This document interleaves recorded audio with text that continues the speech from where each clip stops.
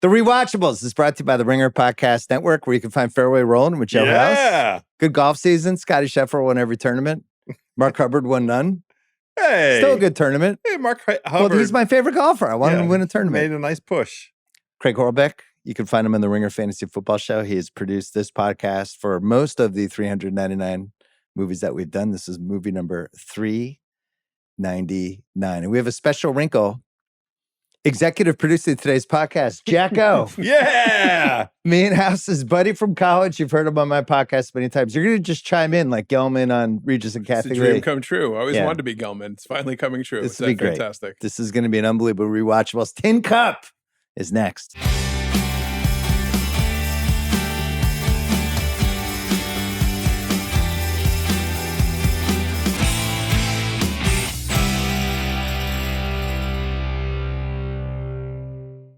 Tin Cup, 1996, Kevin Costner. A very, very good sports movie. It's very flawed. It has a controversial ending. Ron Shelton, who did Bull Durham, he did White Man Can't Jump, did a bunch of other movies, then Tin Cup. This is like his big trilogy. He said to Premiere Magazine in 1996, the key in making a sports movie is that you have to make it accessible to a person who hates the sport, but you also have to make the guy who knows the sport inside out say, they got it right. So they do that, House, in Tin Cup with golf. I think so. There is enough of the ring of truthiness to the way the golf is presented, especially with the infrastructure. The CBS stuff is amazing. I mean, Jim Nantz is next level. Ken Venturi's next level. It's almost like two movies. When we get to the actual U.S. Open, it turns into a different movie, and I'm here for it. Yeah, it's long enough to be two movies. I don't know why this movie is 2 hours and 15 minutes, but the last hour is just all the U.S. Open, which is fantastic. I thought I was the time length police, and Craig is like, you've taken it. You're like the 2.0 version of it. This movie, there's a lot of bloat.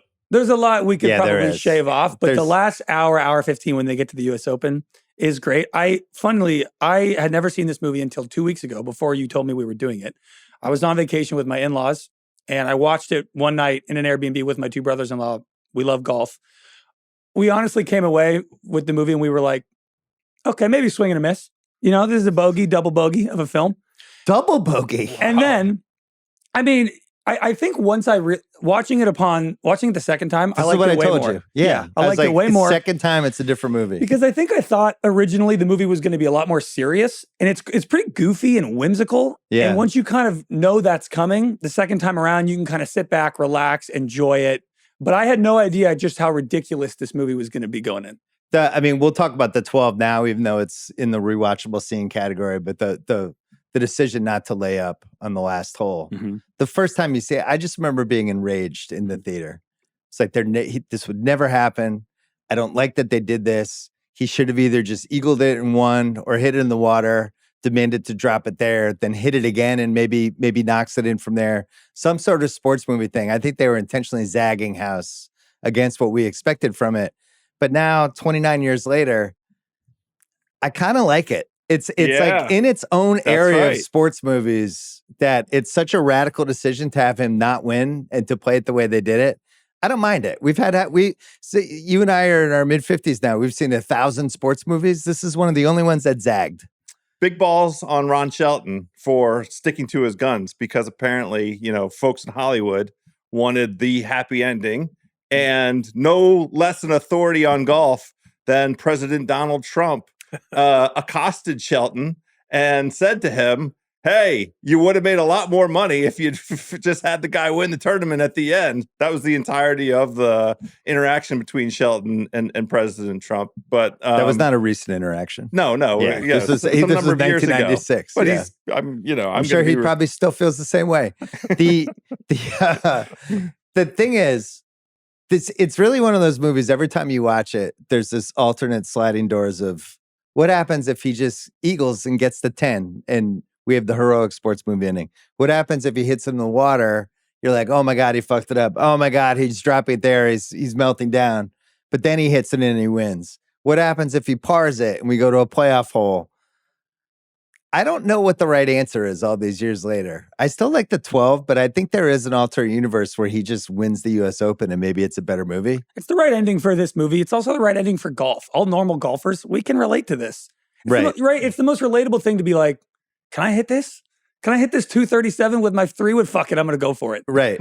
So I feel like golf is really good. I think golf is the best sport for a sports movie.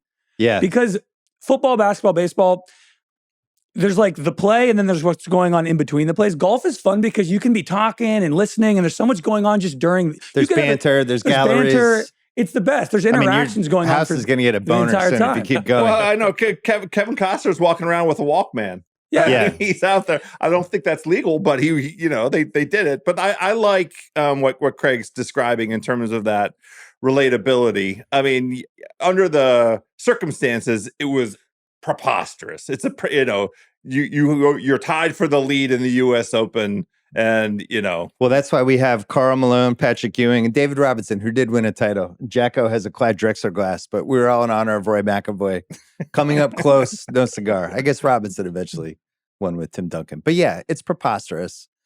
It's so preposterous. Well, we'll dive into it when we do the rewatchable scene. But Molly says at one point, "This is without a doubt the stupidest, silliest, most idiotic grotesquerie masquerading as a game that has ever been invented."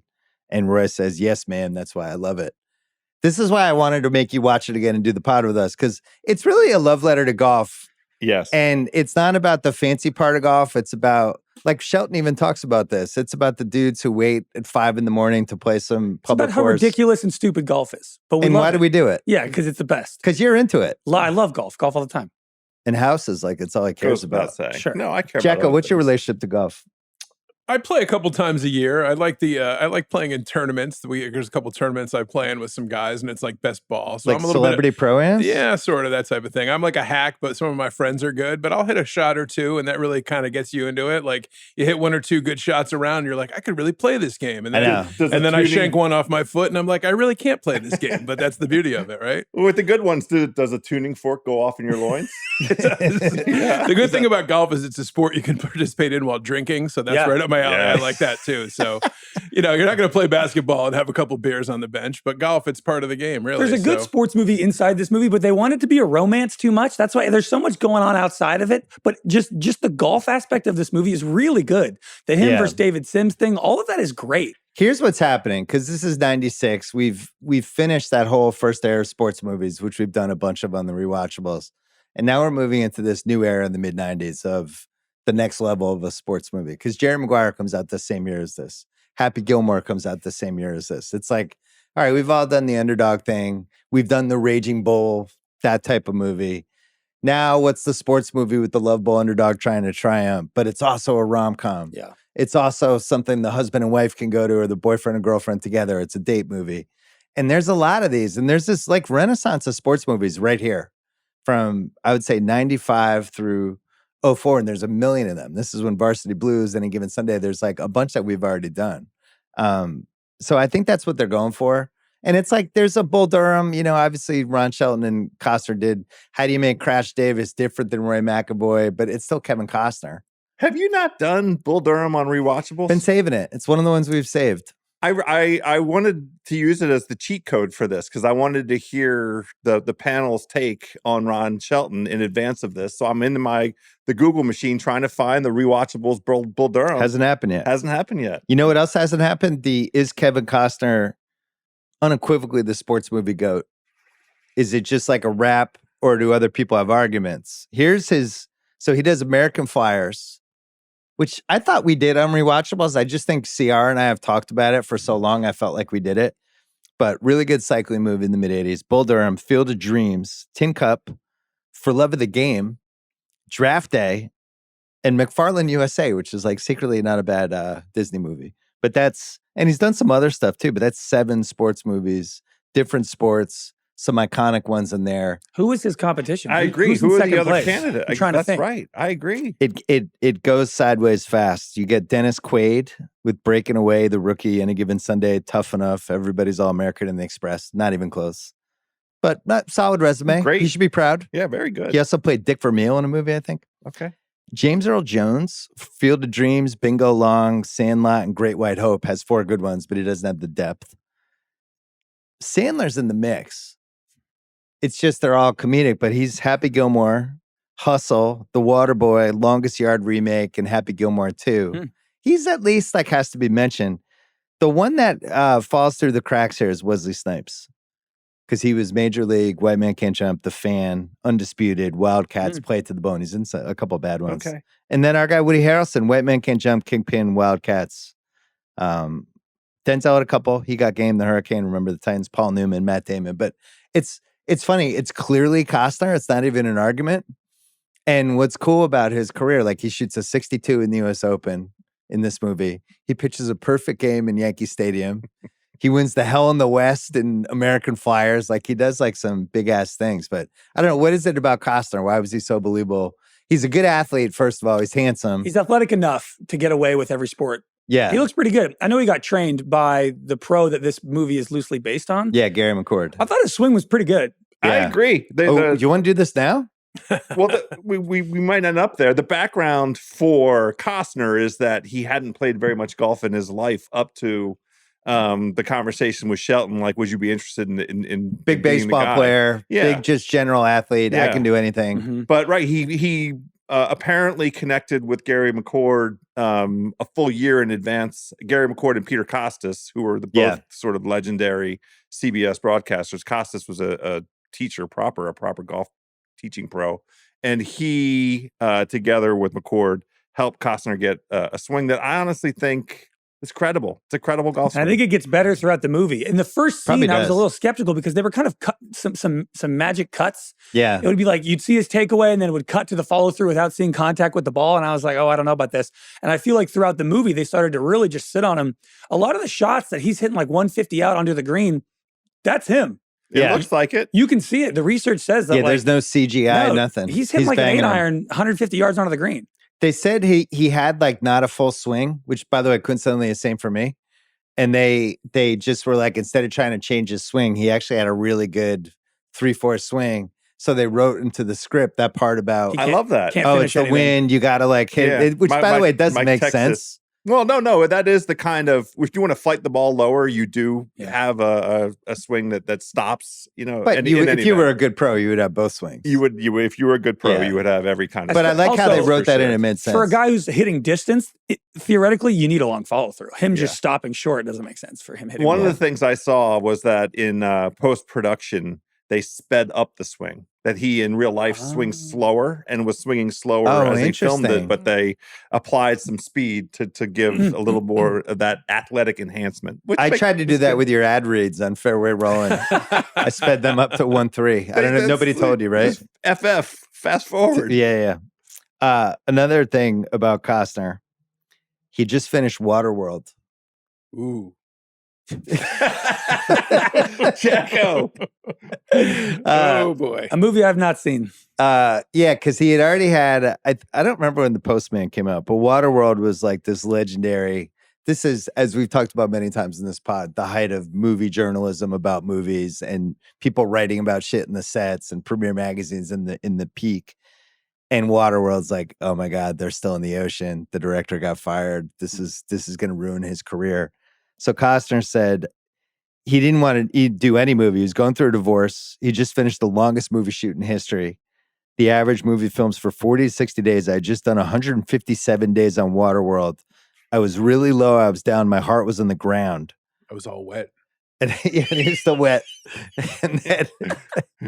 and then Shelton basically is like, come on, dude. He's like, hey, what if we pay you to learn how to play golf for 6 months? Yeah, like, just we'll be outside. We'll get some cute girlfriend for you. Yeah, I that's my question. I want to ask this. I haven't seen this in the research. I'll just pose it to the panel.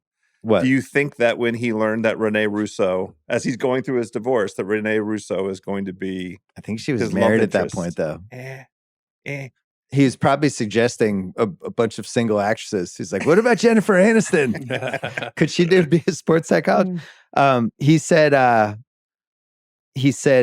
that Shelton wrote in the script thing, the swing thing, to make that more realistic. The thing that he nailed the most, he nailed the demeanor of being a golfer, but he was really good at the I made a big shot, hold the putt up. The club move. up is just the coolest move. And it's a hard one to pull off. Like if we did it, I'm not sure it looks cool, but when he does it, it looks really cool.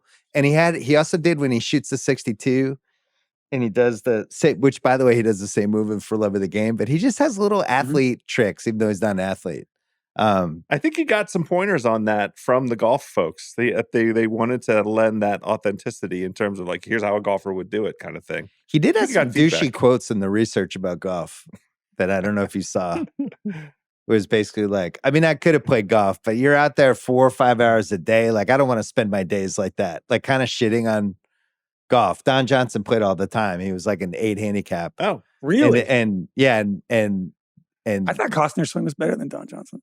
Oh, that was House's hot take. Oh. I didn't even feel like that was hot. It was that hot of a take. I agree. Now, part of the thing is, I have a defense for this later. If in post-production they did anything to Don Johnson. That's fair. If they were speeding up Costner's swing, that's one thing. But I thought they were cutting around Don Johnson more than they were Costner. So apparently in the research, they changed Don Johnson's swing so it seemed more like a PGA swing.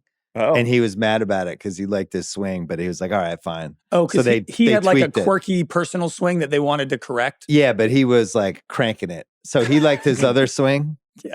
And that one didn't work. House, here's one for you. Oh, Jacko, you'll enjoy this as well.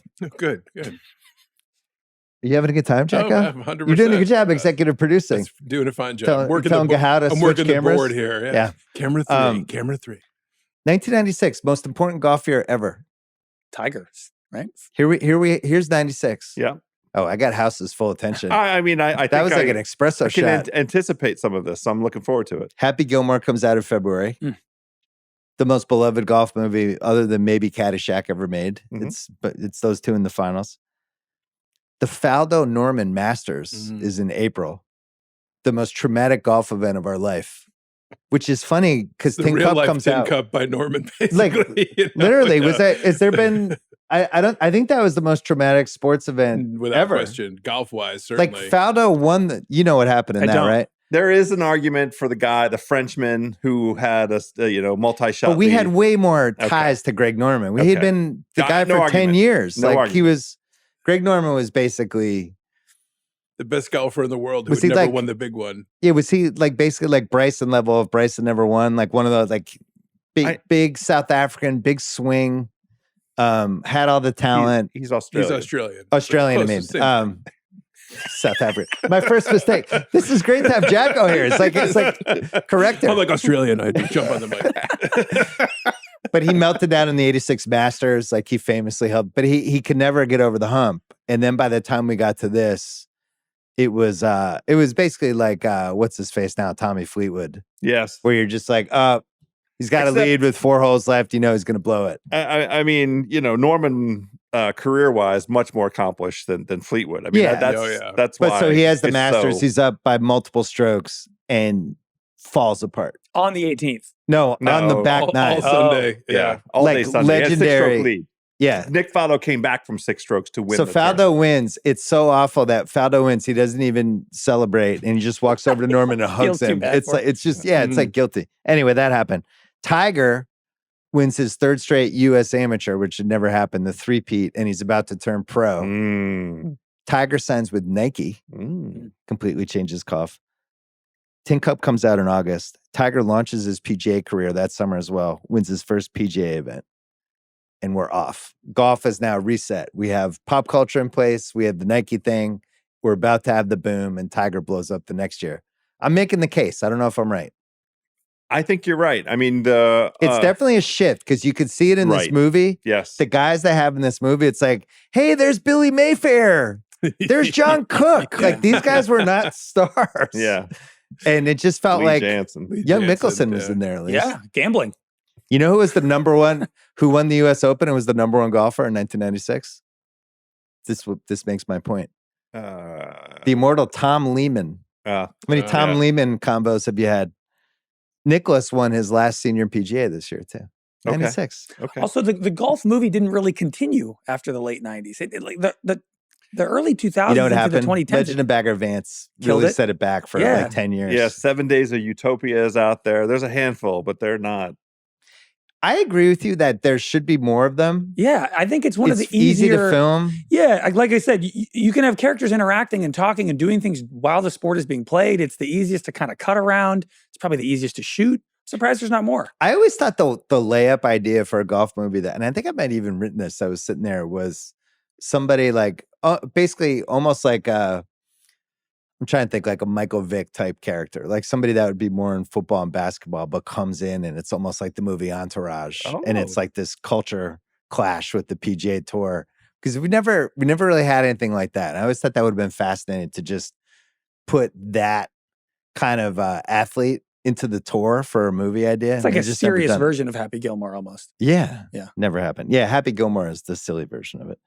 Ron Shelton. So he has those big three. He also wrote Blue Chips and Great White Hype. Did Blaze, Cobb, Play at the Bone, had like a 12-year run. Just basically it was like, I want to do a golf movie. And had his partner, this guy, John Norville, was a co-writer with him. They had a producer, Gary Foster, and they're just like, what can we do? What can we do?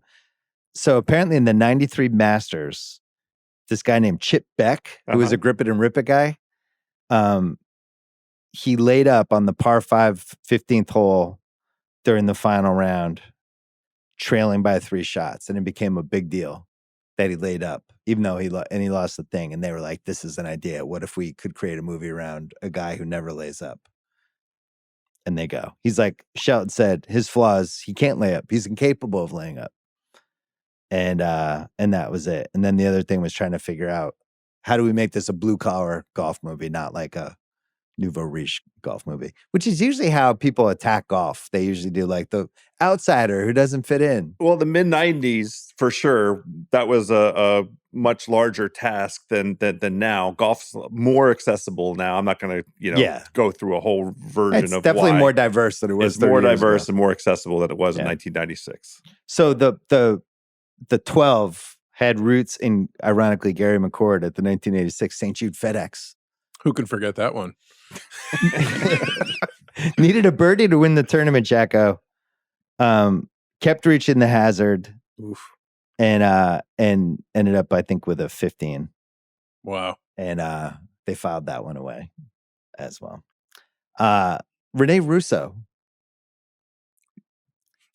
I made this case on a previous podcast. I like Craig's reaction when you just said Rene Russo. I didn't know where you were going. Right. Yeah.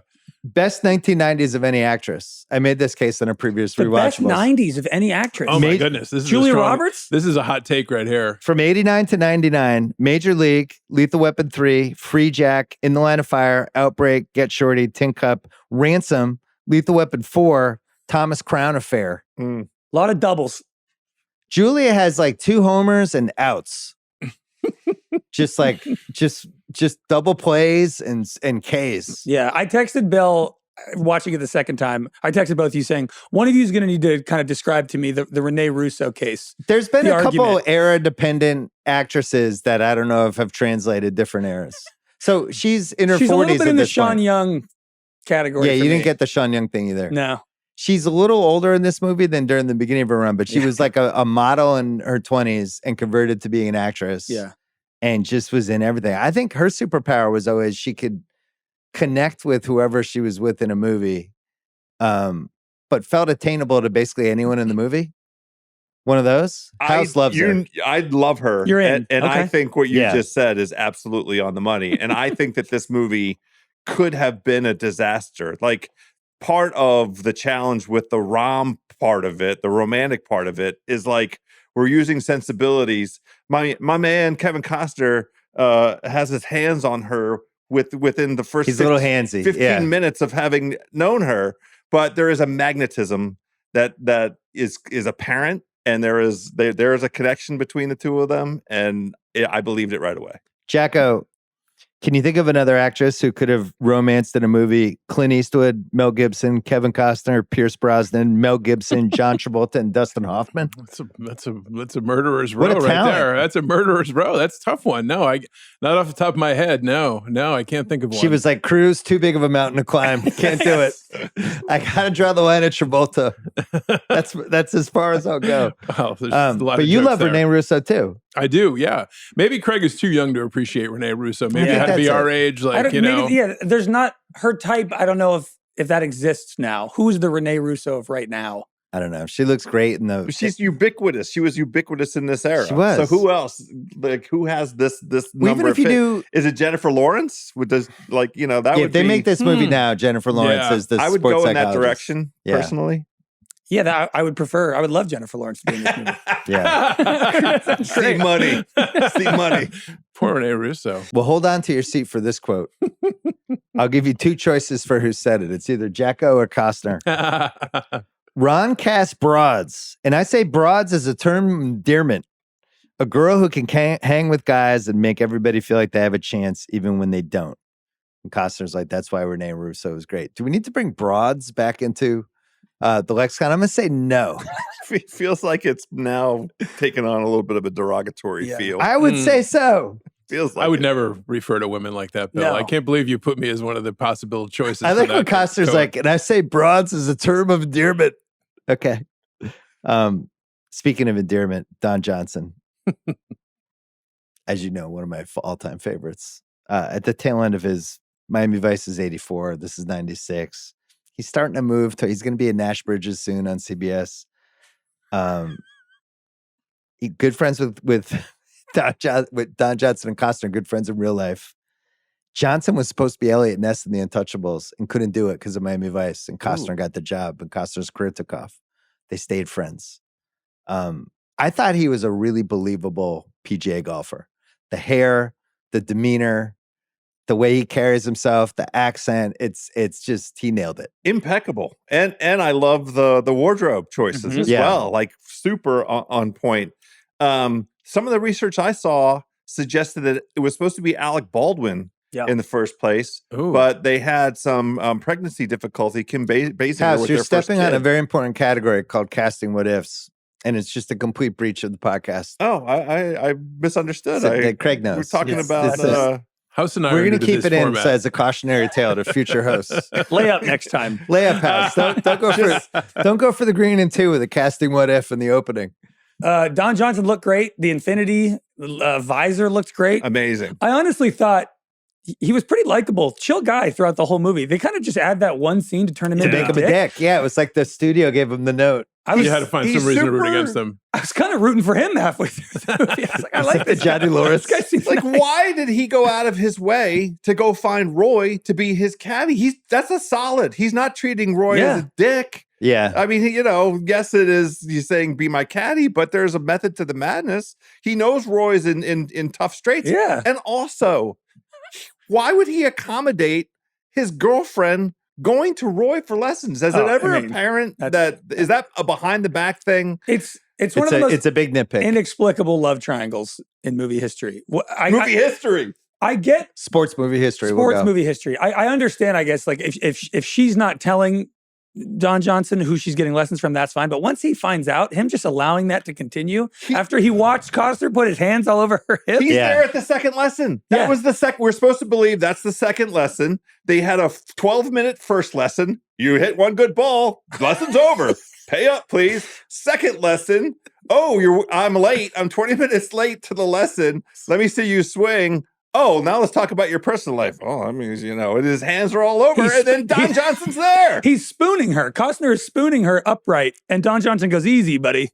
Yeah, it's the rare movie where the super handsy, inappropriate alcoholic guy is the hero. Can I ask you a question that was just raised by something House said? Why didn't she just go to Don Johnson to learn to play golf? I had that in nitpicks as well. Anybody in his entire orbit. Entourage, right. He is a PGA professional. He's like a major quality professional golfer. Right. Would you be upset if your wife went to Danny Heifetz for podcasting advice and you found out she was secretly meeting with him? I'd be furious, especially if Heifetz was handsy. Well, part of the challenge for me also is, why is she in Salome, Texas? What pushed for another.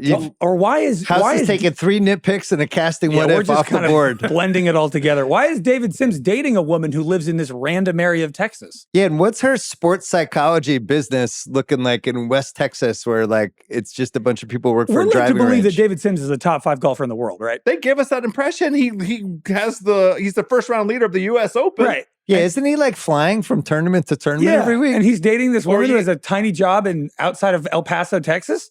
Yeah, he's supposed to be from Houston, but why have a girlfriend in Salome?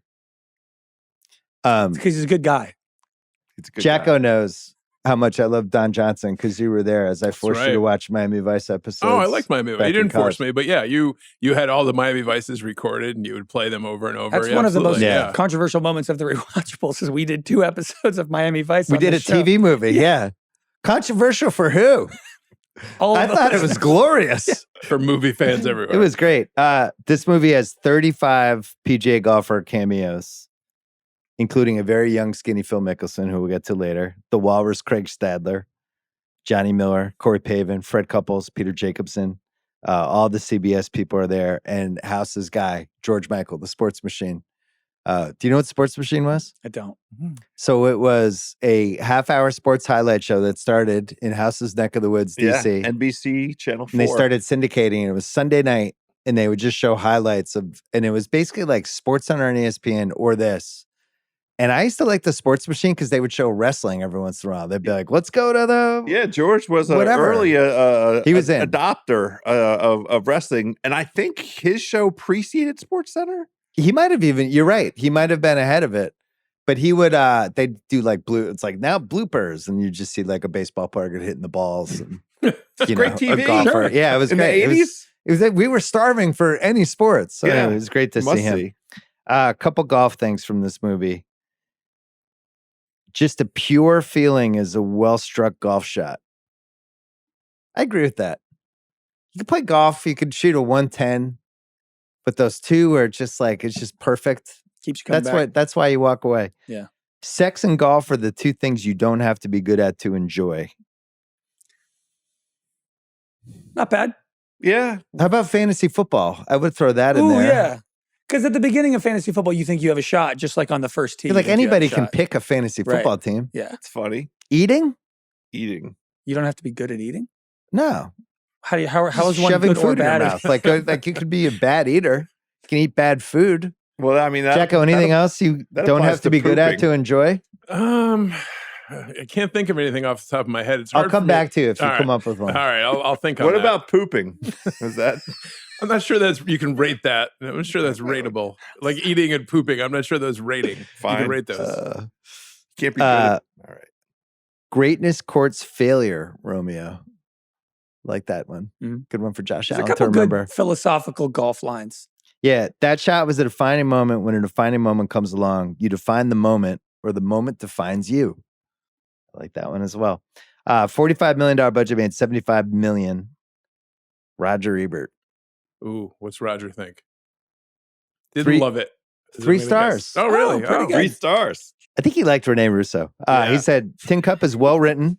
The dialogue is smart and fresh. And when Tin Cup and Molly are talking to each other, they savor the joy of language. The movie is strong and supporting characters. Roger, he liked story. He thought it was a little bloated, like Craig did. You know. What was the one we did the other day that was 90 minutes? You were over the moon excited about it? Oh, we didn't do it. We were looking at a movie that was 90 minutes, and you were like, 90 minutes! Oh, man. In and out. That's what you need. Seagal's catalog, Craig really enjoyed when we were doing the, like 92, 94. What did Siskel think of it? We've never mixed in Siskel. Siskel has some hot takes. Siskel is zagged in ways that gives him no credibility for the Rewatchables. But we're going to take a break, and we're going to go through the Rewatchable scenes, and we have a bunch of fun categories. Coming back for the categories. Johnny, you remembered one thing. I did. I remembered one thing you don't have to be good at to enjoy, being a podcast guest. Great job by you, Johnny. Podcast cameos. I find, you don't have to be great at it. The executive producer of the Rewatchables for an episode. Executive producing this podcast. Most Rewatchable scene, Molly's first lesson, when she's got all those devices. He does the poem about the golf swing. explanation of the unfinished follow through, and then Roy's theory in a golf swing: gaining control of your life and letting go at the same time. You agree with that? You play a lot of golf. I love it. I love that whole 11 minutes or whatever it is, that interaction between the two of them. It's a wonderful introduction to who he is, where she's coming from. She arrives with nothing but question marks. Like, I'm like, what? Why is she dressed like that? She is super hot. Why did she find this guy? But why is she dressed like that? Why can't everyone dress like that? The chemistry's there. And she hits one ball. That's the Rene Russo superpower, though. Always has great chemistry with whoever the leading man is. And I like when you can have chemistry with Travolta, you're really pulling it off. It's not like an extensive list. I do like a lot of Costner's lines about golf. You can tell he's like a guy, the character of Roy, all he does is think about golf. He's like weirdly philosophical and poetic for such kind of like a hillbilly, but you do buy it. And it does reflect how people think about golf. It's the most frustrating and beautiful sport. That's the thing that Shelton and who was the other writer? Norva? Yeah. And Gary, those guys are golf nuts. Yeah. They're sickos. And that's what came through. They used Costner, McAvoy as to be the voice that articulates that golf sicko. Roy caddies for Sims. Very enjoyable scene. Mm-hmm. Great laying up versus going a conundrum. We established that. We get the walrus, Craig Stadler, coming in hot, making bets. We get Phil Mickelson, young, making bets. How fucking funny was that? Talk about what's age the best. Phil Mickelson getting action on something. That was not the last time for Phil. Maybe that's where he got a taste for it. What's this gambling thing? The set of Tin Cup. I love when he says 13 years on the tour, you're still a pussy. Yeah. Great stuff. Sims fires him, and then we get the sports machine in that section. Roy tries to qualify as another scene where he breaks all his clubs, uses the 7-iron for the last 7 holes, shoots 65. That would be a great real-life tournament, is if golfers had to pick one club and play around against one another. What would your club be? People do that. And in fact, there is a tournament out there called the Tin Cup that you have to go play the whole thing with the 7-iron. Oh, really? Yeah, that's out there. Would that be the club you picked? I understand the versatility of it. I personally would take a hybrid because I can putt with the hybrid and chip with the hybrid. But I understand. So you would drive with a hybrid? Yeah, I can hit hybrid off a tee decent enough. I love the 7-iron. Yeah, 7-iron. And it's one of the things that keeps me coming back on golf courses. Yeah. 7-iron's great. Great club. I like when he says, what was my best shot? Was it the 7-iron on 12? Was it the 7-iron on 13? He just keeps saying 7-irons. Roy versus Sims, when they make the bet and Sims does the trick on him. And she says, why do men insist on measuring their dicks? Which I got to say, that trick where Sims hits the ball down the road and out drives McAvoy, that's kind of a main character. That's a protagonist thing to do, you know? Mm-hmm. I was like, that's a pretty cool move. That Craig loves David Sims. He does. They should have gave that to McAvoy, you know? Sim Stan over here. Yeah. Roy qualifies with the double bogey blues, which wins the Kid Cudi Pursuit of Happiness Award, Best Needle Drop. Jack, I was looking on on Spotify for the entire soundtrack. Tin Cup soundtrack had some bangers. You love the sex song. We're doing sex right now. It's gonna be all night, isn't it? Like it's gonna be all night. Yeah. I'm giving you some sex. Right. Plus, there's another song where he's like, he tells her he loves her, and he goes to his driving range, and they have like a classic '90s montage thing. And there was some music playing in that one. That was a good one too. Yeah, a couple bangers on that soundtrack. I'm gonna look very for that. mid '90s. I don't know how Sheryl Crow wasn't involved. Chris Isaac's in there at one point. Great point. Yeah, the Roy getting laid song is called "This Could Take All Night." We're doing some sex. This could take all night. He asked for a mulligan. She's like, tee it up this time. I don't know what that means. Yeah, but did Roy have premature ejaculation issue? It seemed like it was an ED. She seemed like definitely disappointed. He took 12 shots that night too. She was like, I just dumped this guy who makes $6 million a year. He's like the 6th golfer in the PGA. Roy McAvoy's got whiskey dick every 6 night. right now. Yeah. Roy can't even get it up. What did I do? Roy hits the Pelican. Enjoyable. Howe said he could get it through the door, but not hit the Pelican. Yeah, the distance, keeping it that low with the distance is tough. Carrying it on that line. Jacko was upset because he was worried the pelican was harmed in real life. So he Googled that. I was hoping PETA was on set that day to make sure no pelicans were harmed in that filming. Roy shoots a 62. I think is my favorite part of the movie because it's incredible Nance. All of a sudden it turns into like he's, Nance doing the 86 Masters or something. The most striking thing to me is the first time we see Nance because his voice is the exact same. I can detect no differences whatsoever between 1996 and 2025. And my mind and my brain, I've heard it so many. And then this young, handsome fella is like, hey, look at young Jim Nance. Hello, friends. God, so good. Well, plus him and Venturi. And I was going to do this forward stage the best. I'll just do it now. The mid-90s CBS golf coverage, they felt like the first time people had really figured out golf coverage correctly with that whole crew they had that led right into Tiger in 97. But that 96 Masters with Faldo and Nicklaus, it was kind of the modern version of all this stuff. And the history that leads up to that is CBS. So CBS never did a U.S. Open. That was like part of the I think, with this thing. Yeah. That they were, it was CBS on the. But, true. Yeah, it would have been NBC. Yeah. CBS had the Masters. Yes. And Frank Drakinian is like the legendary guy in the truck. And he was so compelling in the research to Shelton and his team that I think they wrote in all of that activity in the booth. And that does sound set up, I think, a nice sort of narrative. It's just like in your ear, those guys plus Nance and Venturi. It's arguably why the movie works so well the last hour is because of the CBS coverage. It feels like a real tournament. Also really ahead of its time in 96. Like that sports movies were so conventional and it just felt like we were getting access to this world that I only knew on my Square TV. Yeah. I mean, even Happy Gilmore had Vern Lundquist. And I'm realizing that, man, fictional golf tournaments with real professional, like sports media people covering it, we could make 10 of those a year. I'd watch them. Well, it's interesting. Vern Lundquist, not in this movie, but is in Happy Gilmore. Mm-hmm. Do you think he tried to double dip it? Or he was like... He was also in Happy Gilmore 2 next to Post Malone. Yeah. Did you like that scene? It wasn't as Craig was not a fan of Happy Gilmore 2. So that one didn't stick. I really like in the 62. Oh no, it's coming up next. My bad. Roy's final round. A couple really good. They have a nice wide shot putt when he makes that long one on 10, and they go wide. I love when sports movies go wide. They never do it. They always want to do these quick cuts and keep close. And they go wide. You see him sizing up the putt.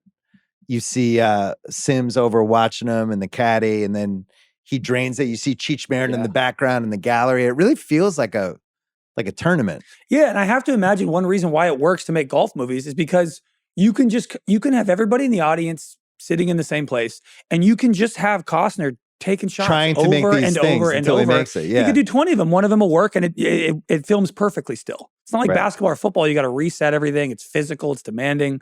You can just go over and over until he hits these 20-foot putts. It's really good. It all sets up 18. Rene Russo says, I've never been with a man who went for it.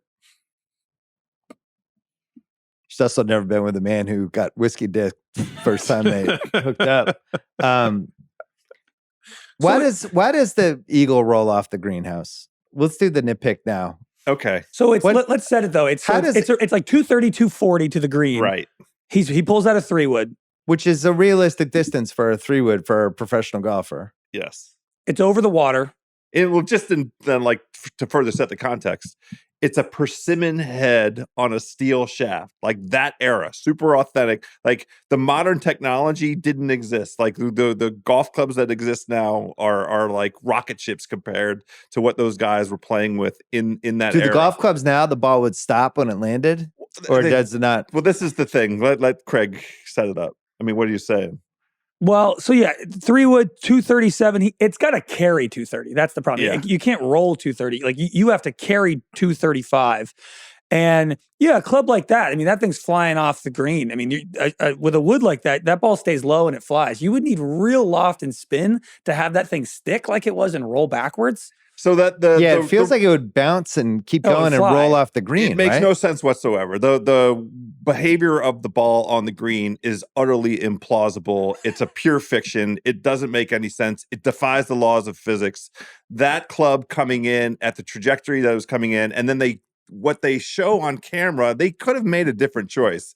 Is the ball coming in from a height and landing softly enough? There's no chance. There's no spin on that. It's not possible. Yeah. And that's the first two shots that he hits, both spin backwards. It's ludicrous. The only parallel would be the 16 maybe on Masters, when they put the pin in a certain place and sometimes the ball can roll backwards. But those are like high chip shots that bounce down. Yeah, 15 they shaved. A wood is going straight and long and hard. Also, can I do a picking nits now about this scene? Yeah, I have a couple more. We got to do it now, I think, because we're diving into it. Earlier in the movie, he hits his 7-iron 227.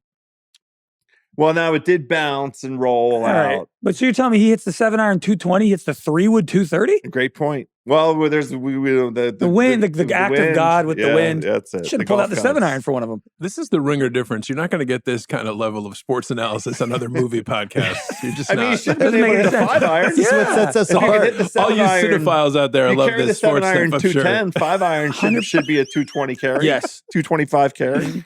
My other nitpick. So he asked for the ball again. He refuses to drop in the drop zone, right? Which is ludicrous. Even if he's like, I can hit this, try to win the U.S. Open, then come back after and try to hit it. Right. You have to do it now in the biggest moment of your life where there's like, I don't know, what was the prize money back then? It had to have been $1 million. Prize money. Trying to win the U.S. Open. When you win the U.S. Open, you're on the tour like forever, right? It's life defining. It's life altering. Yeah, it changes everything about the entire rest of your life. For Tin Cup, $200 would have changed his life, and I guarantee the purse was more than $200. And he was losing like $1 million every time he hit it into the water. Right. Yeah. So he for some reason, and then the same thing happens, and then he falls apart. He starts hitting the water, and the crowd, the third time he hits in the water, they cut to the crowd, and the crowd's like, oh! And we were saying, we feel like this would be like watching Scatman Crothers get murdered in The Shining level reaction by the crowd. I don't think anyone's making a noise this after would be the like second being one. In the stadium when Paul George snapped his leg in half. They would be the most awkward, This is like a sports injury crowd. Environment. I think by the third shot, the crowd is staring in horror. Nobody is saying anything. You can hear a pin drop, and it's probably the most awkward sporting event you can go to. Is my guess. Let me ask this because, well, I'll just ask it. I don't know. Do you think that fan behavior in 1996 is qualitatively different than fan behavior in 2025? Well, I think, at a golf, I guess, in normal things, they'd be holding their stupid phones, right? But in golf, you can't have your phone. No, I think it would be around the same. In most golf, because the Norman thing, we had this in 96 with Norman, and the crowd is dead. If you go back and watch that, good point. Last 4 rounds, the crowd is like just complete deer in the headlights, which is really rare when you can get an entire group of people to just have deer in the headlights. The reason I asked that, and as you're talking, I think that a golf crowd in 1996 would have maintained that like decorum, the reverence, that whole thing of being, you're in a special place, it's a special tournament, people are not going to be yelling mashed potatoes or whatever. In 2025, the crowd would have, I think, turned, like, people would have been angry. People and been vocal, like, using bad words at anybody. Like, what the fuck are you doing? Yeah, phones are out. People are going live on Instagram. People are laughing at him. He can't recover. At least in the 90s, it becomes lore. It's like stoic that he does this, and he almost becomes like a some figure that you can look back on and be like, wow, that's the guy who stuck to his guns. 2025, he's getting destroyed. It would have been a national like Twitter moment, like a unifying moment on Twitter where everybody's like, "What is this moron doing?" Like, it's just that, and he's a laughing stock for the rest of his What's career. the worst thing you ever saw in person at a sporting event? Ooh, boy, you're putting me on the spot here. I like putting Jacko on the spot from completely unprepared for no reason. I'm trying to think what I've seen. I've been to a lot of good games. I can't remember seeing something that just completely flummoxed everybody. I haven't been to any of those. You know what it would be? Oh, so this is a good one. I went to the J.R. Smith timeout game. Oh, sure. Now, the Warriors fans were excited for that, but I guess that was the closest of people were just like, wait, what just happened? So I think it would just be like that for 5 minutes. A couple other things about this scene. Russo is great in this scene because you're thinking about the shots and the things, but she's just really funny in the way she's like, every shot is just running through her whole body. And then she starts laughing like a crazy person. And I don't know, she's just great. And the announcer reactions are unbelievable. Yeah. The guys in the booth, Nance and Venturi, their reactions. I thought that was the most. I actually thought that was realistic. I agree. I think they gave her a full. I think that might have even been ad-libbed. I don't think there was like a script for that. No. Like, just completely flabbergasted. They just told them to lose their minds. Yeah. It's great. Usually those are bad scenes in sports movies. Not this time. I love the guys jumping in the lake. I like when she says, "No one's gonna remember the Open 5 years from now. They're going to remember the 12. It was immortal." I'm like, God. She's right. I love you. And then he says, "Nice par, David," as he's carrying her away, which you thought could have meant one of two things. I never even considered that it was about him parring the hole because, as House pointed out earlier today, we didn't even see Sims finish the hole. Yeah, we have no idea what he did. No idea. So I guess he parred, but I thought he was making a joke like he got a birdie by getting Rene Russo. And that David Sims gets this. I like the double entendre for that. Like you settled. Once again, for the woman. So, is this a better movie if he eagles 18 and gets a -10 and the movie goes that way and that's what we've had for the last 29 years? No, this is a good ending, I think. I agree. I prefer this What do you ending. think, Checo? No, I think it's just a typical cliche sports movie then. And this one, I think, I like that they went in a different direction. Yeah. Because on the first watch, it's agonizing. Yeah. You have no idea this is coming. I mean, every movie you've ever watched leads That's you to why I believe. wanted you to watch it again, because I was like, oh, when he sees it the second time. Second time around, you're like, this is kind of awesome. This guy rocks. So what's your most rewatchable scene?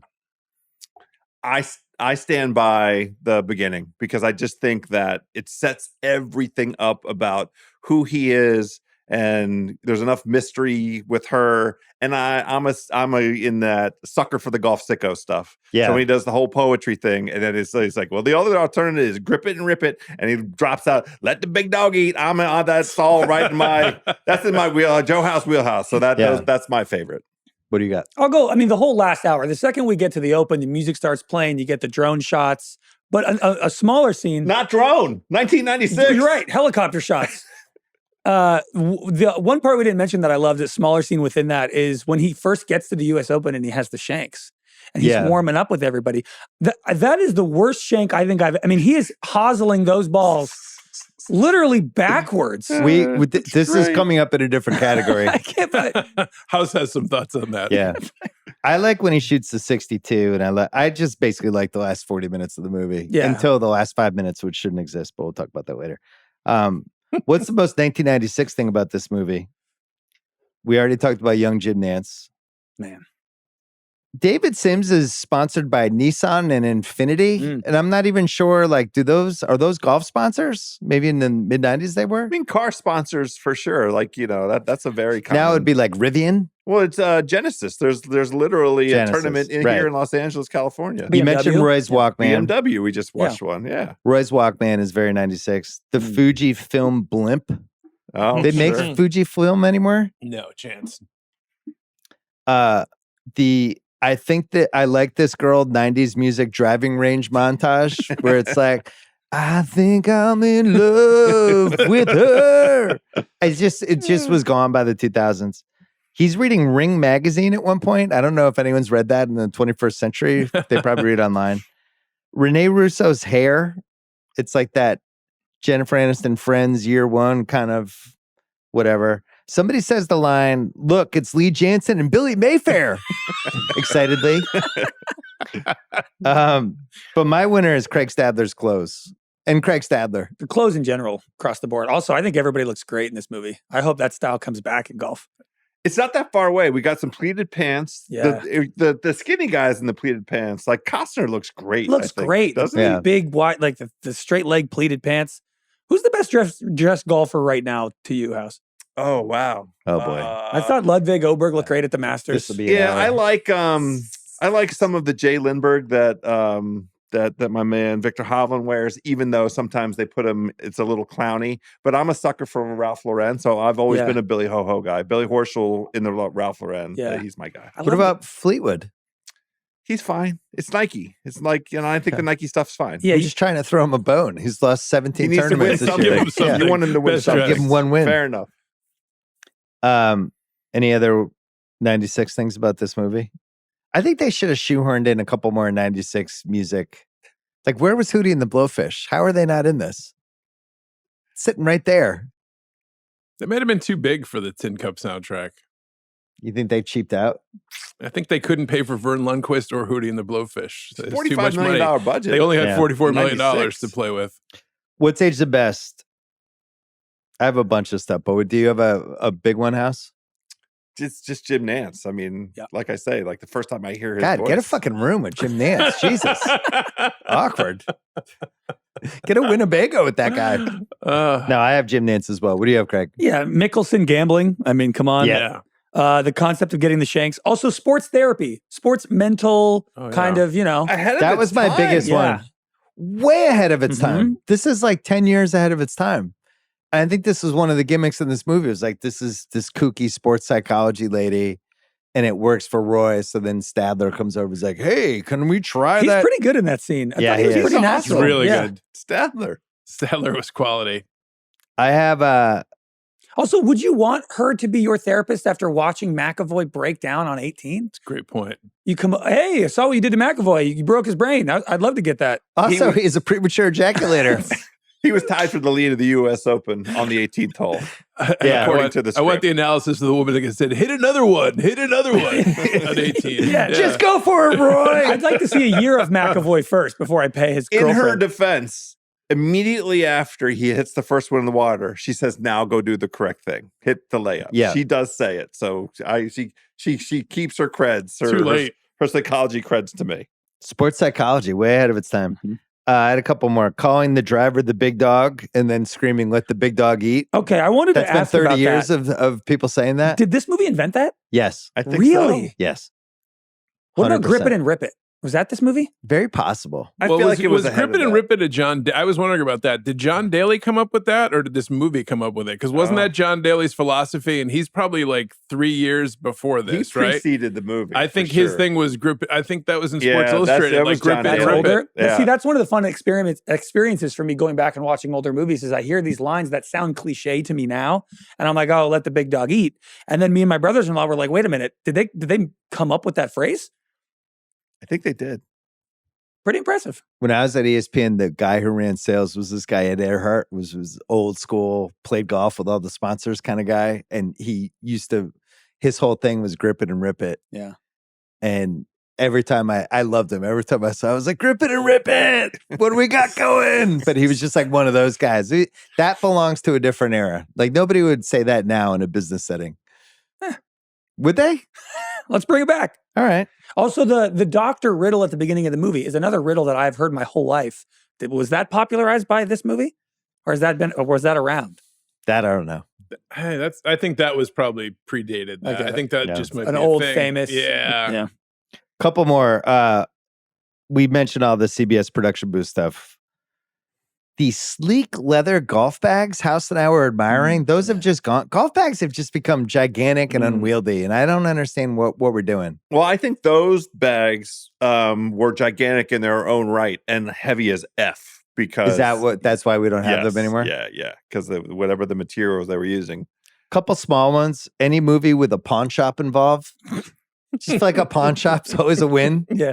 I mean, I'm always excited to be in one in a movie. Salome, Texas, pawn shops and strip clubs. I mean, we got any movie with a strip joint involved also win. Par fives on 18 where you have to carry the water just in general. Good, great. What's the best course that has a par 5 with water? I mean, Torrey Pines is probably the most famous. Yeah. The North Course there. Or no, South Course, whatever. I messed it up. It doesn't matter. Cheech Marin is the sidekick. Young Jimmy Roberts grilling Roy after round 3. I'm surprised there weren't more fake, more real people in that scene. More journalists? Golf Tom Rinaldi there probably like, get out, Tom. Fuck you. Lazy Deep West Texas as a movie setting. I was like love it. Midnight Run has like a whole stretch of the movie in there. Varsity Blues is there. Always works. What was the armadillo budget for this movie, do you think? Was it the same armadillo or a family of armadillos? I don't know. There was multiple armadillos in one scene. So there must have been an armadillo wrangler. The tin cup jokes that came out of this movie is what stage the best. Anytime somebody melts down, Van de Velde was the most famous one. Yeah. But anytime it happens in a tournament where somebody hits in the water late, it's like, oh, here we go, tin cup. Nash Bridges, Don Johnson and Cheech Marin ended up on Nash Bridges on CBS for like a million years together. And then for what stage the best, this is actually segues into the Steven Seagal shitting on himself award for most unbelievable story from the shoot that actually existed.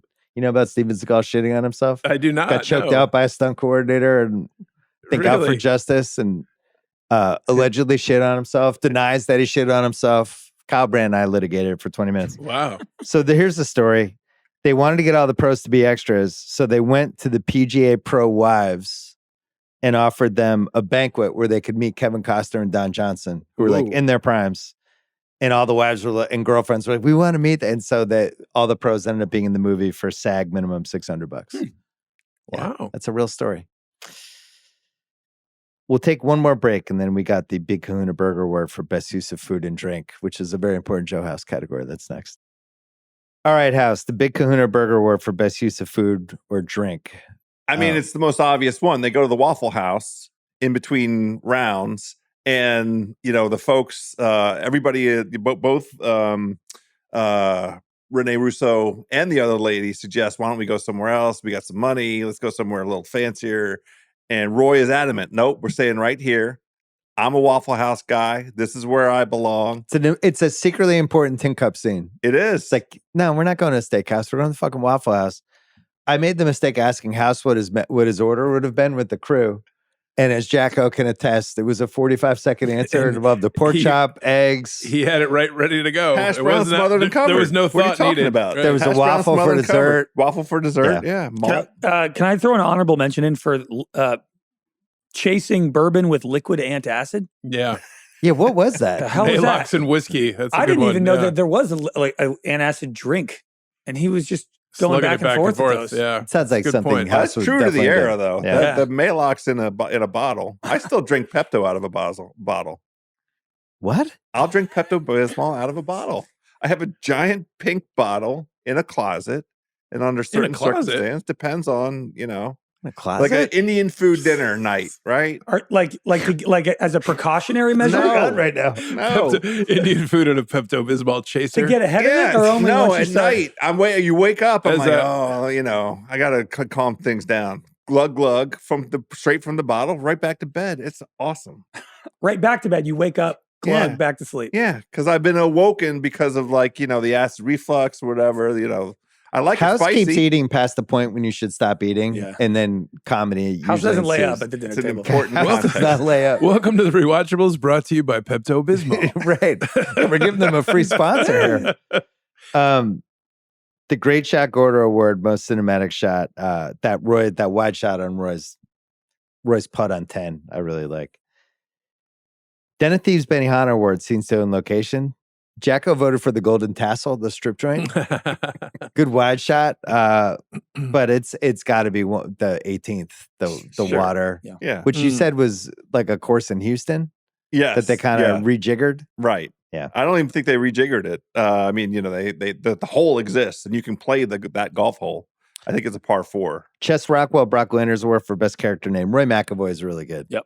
That's like you have that name and you're just like, all right, it's a golf movie. The guy's name's Roy McAvoy. A funny story from Nance, my guy Nance. Your guy. He had in his head as Rory McIlroy rose ascended to be careful because he had Roy McAvoy in his life way before he had Rory McIlroy in his life. And he confesses that he had to be careful early on as Rory ascended. I love Nance. House gets a flex category. So I'm giving you created a category during this movie. And it's called the they're fucking category for we're watching this. There's this moment with Molly and Roy when she comes back for the second lesson and there's some body language stuff and House is like, is it a rewatchables category at the moment in the movie when you know the two characters are going to fuck? And I'm like, no, it is. So it's they're fucking. I don't know. We got to workshop the title a little bit, but yeah, when he takes her to the river and he's licking her hand. Oh, I'm sorry. So it was when she stops by the trailer. That's when it was. My bad. I got it wrong. To me, it was when she stops by his trailer. Yes. House is like, is there a category? Because to commensurate this, she came to the trailer ostensibly to apologize for not giving him the correct sort of therapeutic direction. After he spilled his heart, he spills his heart, and she has a weird reaction. And she calls up some other friend psychologist who obviously gives her terrible advice, or she ignores the advice and goes to his trailer to apologize. And I was like, "That's it. It is game on." I was thinking that would have been a good one to have for previous movies we've done, like Basic Instinct. Oh yeah. Where they're in the car and she's like, "Do you smoke, shooter?" He's like, "Not anymore." It's like, "Yes, you do." And it's like, they're fucking. I'm going to workshop the title though. The Butch's Girlfriend Award for Weak Link of the Film. What did you have, Craig? This movie has no lesson. There's like nothing to take away from this movie, but maybe that's the point. But like, there's nothing to really learn. He doesn't learn. He says that at the end. But I don't know. Sports movies, like half the part of a sports movie is you come away with it with a lesson, right? The lesson is don't lay up. Right? Is it? Isn't it? He ruined his life. Or he's now immortal. He did qualify for next year's qualify US for the Open, already. And as House pointed out when we were watching it today, he probably made $10 million in endorsements. Like he made Hooters is like that in 1996. Hooters is like how much? Yeah, Pepto-Bismol. It's like Pepto-Bismol. Yeah, he's the people's champion. That's what he became, he takes John Daly's territory immediately. That would be my only counter, but I think you're probably right. The only other thing I had was just for time. The entire stripper storyline. He owed her money, giving her the deed of the. Yeah, it's an easy cut. Lose that 15 minutes. We're gone. Easy cut. Can I get a vote? Jacko, I have a spot for you in the rundown. Okay, you get to do your thing now? Well, this is for your weak link of the film. I think the ex-wife, I'm sure she's a lovely woman, that actress, but she was too old to be Kevin Costner's ex-wife. We Googled her, and she was 56 at the time of this movie, and Costner's like 40. 56? Yeah. The stripper? Yeah. Was it ex-wife or ex-girlfriend? Ex-girlfriend. Oh, ex-girlfriend. Okay, ex-girlfriend. But I don't think it was plausible that she was going to be a love interest of Kevin Costner. And that whole thing. Maybe it was like a Jason Momoa, Lisa Bonet type thing. And I made the joke when we watched it where I said, I think she started stripping at Jack Ruby's Carousel Club in Dallas. Oh, no. Oh, no. And then moved west to West Texas. I apologize to that actress, who I'm sure is a lovely woman in real life and still with us, according to Google. So thank God. That wasn't your weak link in the film. You had a take on the Roy McAvoy. Oh, that's another week. This is a fine movie. I hate to shit on it, but in the beginning, Roy McAvoy is philosophical and he's quoting Carl Sandburg and he has all these things about nod to the gods and the earth and all these things. And then later when he qualifies for the US Open or qualifies for the sectional and she's spouting things saying, well, you're somewhere between denial and delusion. And he's like, why are you using them big words? So it's like, is he like this really secret philosopher genius or is he a yokel? And they can't really ever decide. It just goes back and forth between those two worlds. I think it's a very fair point. House, your weak link of the film was that you don't feel like a golf pro would ever get the shanks. Well, no. I could see a golf pro getting the shanks where you're hitting in their driving range sideways, and the scene where he's lost at his own range, where he and Romeo are trying to sort of sort it out. Him showing up at the mother effing U.S. Open and getting up there and not having an immediate solution. To, one shank is fine. He has the nerves. He's like, the long shot that came out of nowhere. The whole thing is extraordinarily intimidating. They're in awe of all of it. Romeo's like, whose autograph can I get? Okay, one shank, fine. But the fact that it persists and he continues to proclaim that he can't fix it. Mother effer, you're supposed to be a ball striking golf pro. Like you never had anybody who had the shanks and you told them what to do to fix it. Like they just the level of shanking was too much. Like when you say like going right straight down the line and like hitting golfers' feet, like no pro is ever going to be that bad. It's actually quite hard to do that. I'm not even sure you could do that if you tried. My weak link is really simple. The movie should end when he says, "Nice part, David." Yeah. And I can't believe it goes on for like 5 more minutes. I don't know what they were thinking. I don't know where the studio was. One more time. And it was like, we gotta close off this Cheech Marin strip joint head plot. And it's like, no, we actually don't. We don't. Nice part, David is a great ending. Let's get the fuck out. It's actually the best line of the movie. Great line. It's great. Let's wide shot, camera back. We're gone. I'm not defending it. What I think is plausible is there was a possibility of a Tin Cup 2. And the Tin Cup 2 could have revolved around, because she makes a point of telling him the next thing for you is Q School. And that could have been a storyline for Tin Cup 2. Counter. Setup. Go ahead. End the movie on Nice Part, David. You could have had Nance say... I'm not arguing. You could have had Nance say, and with that 12, he qualifies for the U.S. Open next year. And then the sequel's set up. Will there be a next year? But whatever. Yeah. Anyway. Maybe Cheech Marin was really into tangoing, and he's like, I wanted in my contract that I get to tango. One scene. It's the only way I'll do Tin Cup. I honestly think they made a bet, Ron Shelton and Cheech Marin at some point. And it's like, all right, if I win, I get my tango scene. Right. It's like, all right, fine, I'll put it in the movie. If you can drive the water here, you get to Speaking of Cheech Marin, we don't get to give this out enough. The Vincent Chase Award for Are We Sure This Character Was Actually Good at His Job? That was my flex. Yeah. Oh, that was your flex? I'm sorry, Craig. Terrible caddy. Terrible. Horrible caddy. Breaks his 3-wood in half, causes him to collapse, gets him blacked out drunk, and gives him 3 hours of sleep before day 1 of the U.S. Open. Doesn't talk him out of not laying up with like $5 million on the line. Can't convince him of anything. If he just doesn't get blacked out drunk the night before the U.S. Open, he wins by a landslide. Yeah, he wins by like 7 strokes. He just shoots a 75 that day. He's fine. So he knocks it in the water in 18 in the 4th round. Mm-hmm. And he's like, give me another ball. I'm like, I'm taking my bag and I'm walking where the drop thing is. And I'm putting the ball right there. And you're going to fucking hit the ball from right there. Yeah. It's like that. He's a terrible cat. Not to mention he abandons him and he does really well without him anyway. The guy's needy.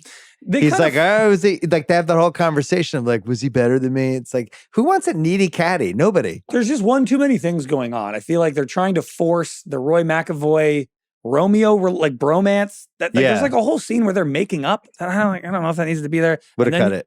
Then you have Rene Russo. Then it's his relationship with golf. It's like one too many.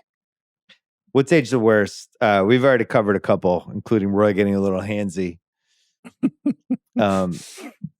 House, you had some thoughts on Roy's golf outfits when they're at the driving range? Well, there's a whole section of the movie. Yes. Really all of the time leading up to them making it to the U.S. Open. Many times he shows up wearing clothes that look like he just finished his maitre d' shift at a crab restaurant in Miami. Like there's a lot of pastel. Yeah. He's got leather loafers on. I mean, I get that we're supposed to buy that he's casual. His vibe is West Texas casual, but the clothes aren't have anything to do with West Texas. It's all these pastels and stuff. He's the Hawaiian shirts and well, you said he looked like he was in a Miami Vice episode, which I thought was a crucial point. He's in fucking nowhere, Texas. Right? Why is he wearing linen? Also, doesn't wear a hat at the U.S. Open. No visor, no hat, nothing. So in the 90s, that was a little more common. Is that right? I feel like that's true. Skin cancer wasn't really in the radar.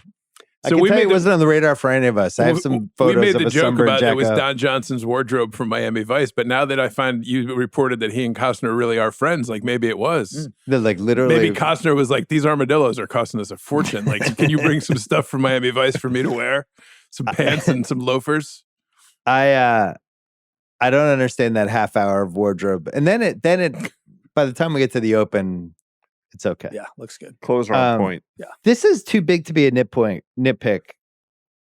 So Molly never realizes Sims is an asshole until she overhears him being mean to a fan. She doesn't see that at all. Never in any other tournament except that one. I mean, that would be normal for him. Doesn't sound like they're hanging out too much. Sims might have had many girlfriends. Wait, was she a beard? Throwing that out too. Wow. That's why he went back to Roy to get him to caddy for him. Did you like her to begin with? The Sims Molly thing, I was just never buying that combo. What's age the worst? He qualifies for the US Open and like a day and a half? He plays like 2 rounds of golf. Is that easy? Is it that easy to make the U.S. Open? Craig, could you make the U.S. Open? Probably. Give me a couple weeks. Could you just you're playing in Orange County, you win a tournament, and then you win one more and you're in the U.S. Open? Yes, there's a local and then there's a sectional. Yeah. The local is an 18-hole thing, and they take, you have to be a 2, whatever the line of demarcation is, demonstrating your capacity to be good at golf. Right. Because you can't be a bum and show up and waste everybody's time. But you have to be in the top 2 or 3 or whatever at the local to make it to the sectional. And then the sectional is 4 spots for 78 golfers. And it is the so-called longest day of golf. It's mid-June, and there are these sectionals all over the country. I think there's one in Canada too. And so is there a certain threshold, or they're only taking 20 golfers? They're only taking 20, 25 total golf, whatever the number is. So Roy makes this even though his caddy broke all of his clubs in one of the... Okay. Can we pay for me for the next year to try to qualify? Can that be our next project? We are sending the fantasy show to Ireland. Yeah. Now you want to qualify for the U.S. Open? Yeah. They're going to Ireland for the fantasy football show. Steelers Vikings week 4. Oh my God. It's going to be amazing. 6 people going and probably 4 coming back. We might just lose multiple people. Can we play golf too? Can I executive produce that one too? Jack was like, what? Any other what's aged the worst? I don't think that there's a lot that actually has aged badly about this movie. It kind of holds up. The Ruffalo Hannah Rubinick Partridge overacting award. It's not overacting, but it's something. Whatever Gary McCord's doing in his scenes, he's in a different movie. He could actually get the Teddy KGB. I'm in my own movie. I don't know what's going on with him in multiple scenes, but he's hamming it up as an announcer, but you're in a movie that's scripted with real actors? I think it's pure McCord. And I think that they let him sort of just be him. I knew House would defend yet another member. Well, no, they enlisted him. Golf thing. I think House is right, though. You're not wrong about him being You're signing up for that experience if you cast Gary McCord. That's him. If you watched golf in the 90s, that was him doing golf. I think they were like, Gary, just be yourself. Russo. I'm not even sure his lines were scripted. There's some Russo moments where she's dialing it up quite a bit. Yelling on 18. Craig's really down on Rene Russo. It's hurting the mid-50-year-old guys here. Wait till we do 2 for the Money with Al Pacino. Craig's going to be even more down. I was thinking with Gary McCord, who I'd like to in the mid-90s, but there are these people when they get the reputation for being hilarious, but they're really hilarious by comparison to everyone else they're interacting with all day. This would happen.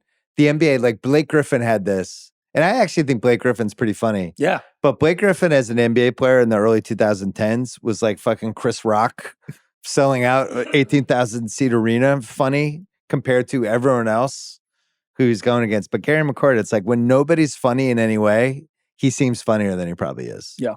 Is that fair? Gary McCord walked so David Faraday could run. Right. David Faraday's another example. Sure. Is he legitimately funny, or is he just funny because he's in the golf world? Golf tournament funny. Yeah. The CR thinks Luke Wilson could have been Harrison Ford hottest take award. You don't even have to necessarily totally believe this take. We used to have a podcast called The Hottest Take that we're bringing back. We had to take a 4-year. Gave some. We had to give a 4-year sabbatical because Craig almost got the podcast canceled when he tried to bring back cannibalism.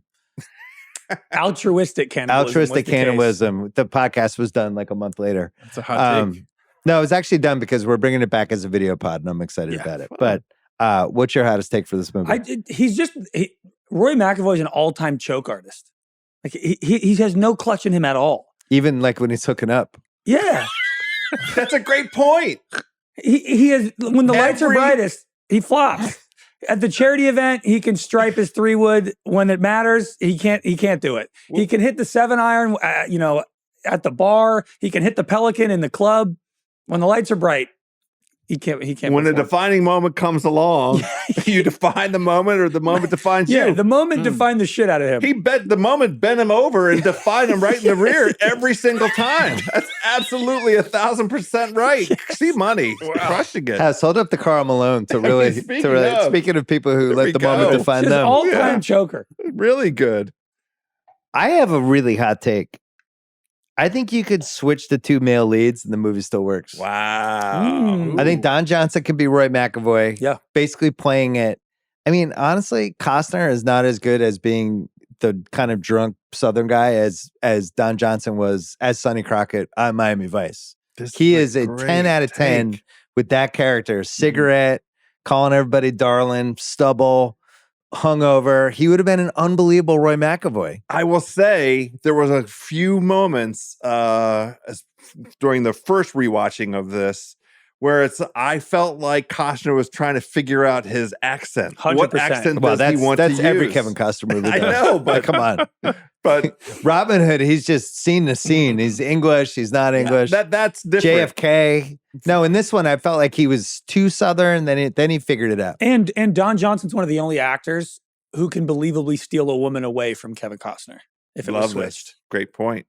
Great point. I think Costner as David Sims would have been really good. Mm-hmm. I think Don Johnson, it's probably like 5 years too late for him. If it was like late 80s, even Don Johnson, I think, and he's just basically Sonny Crockett as Roy McAvoy.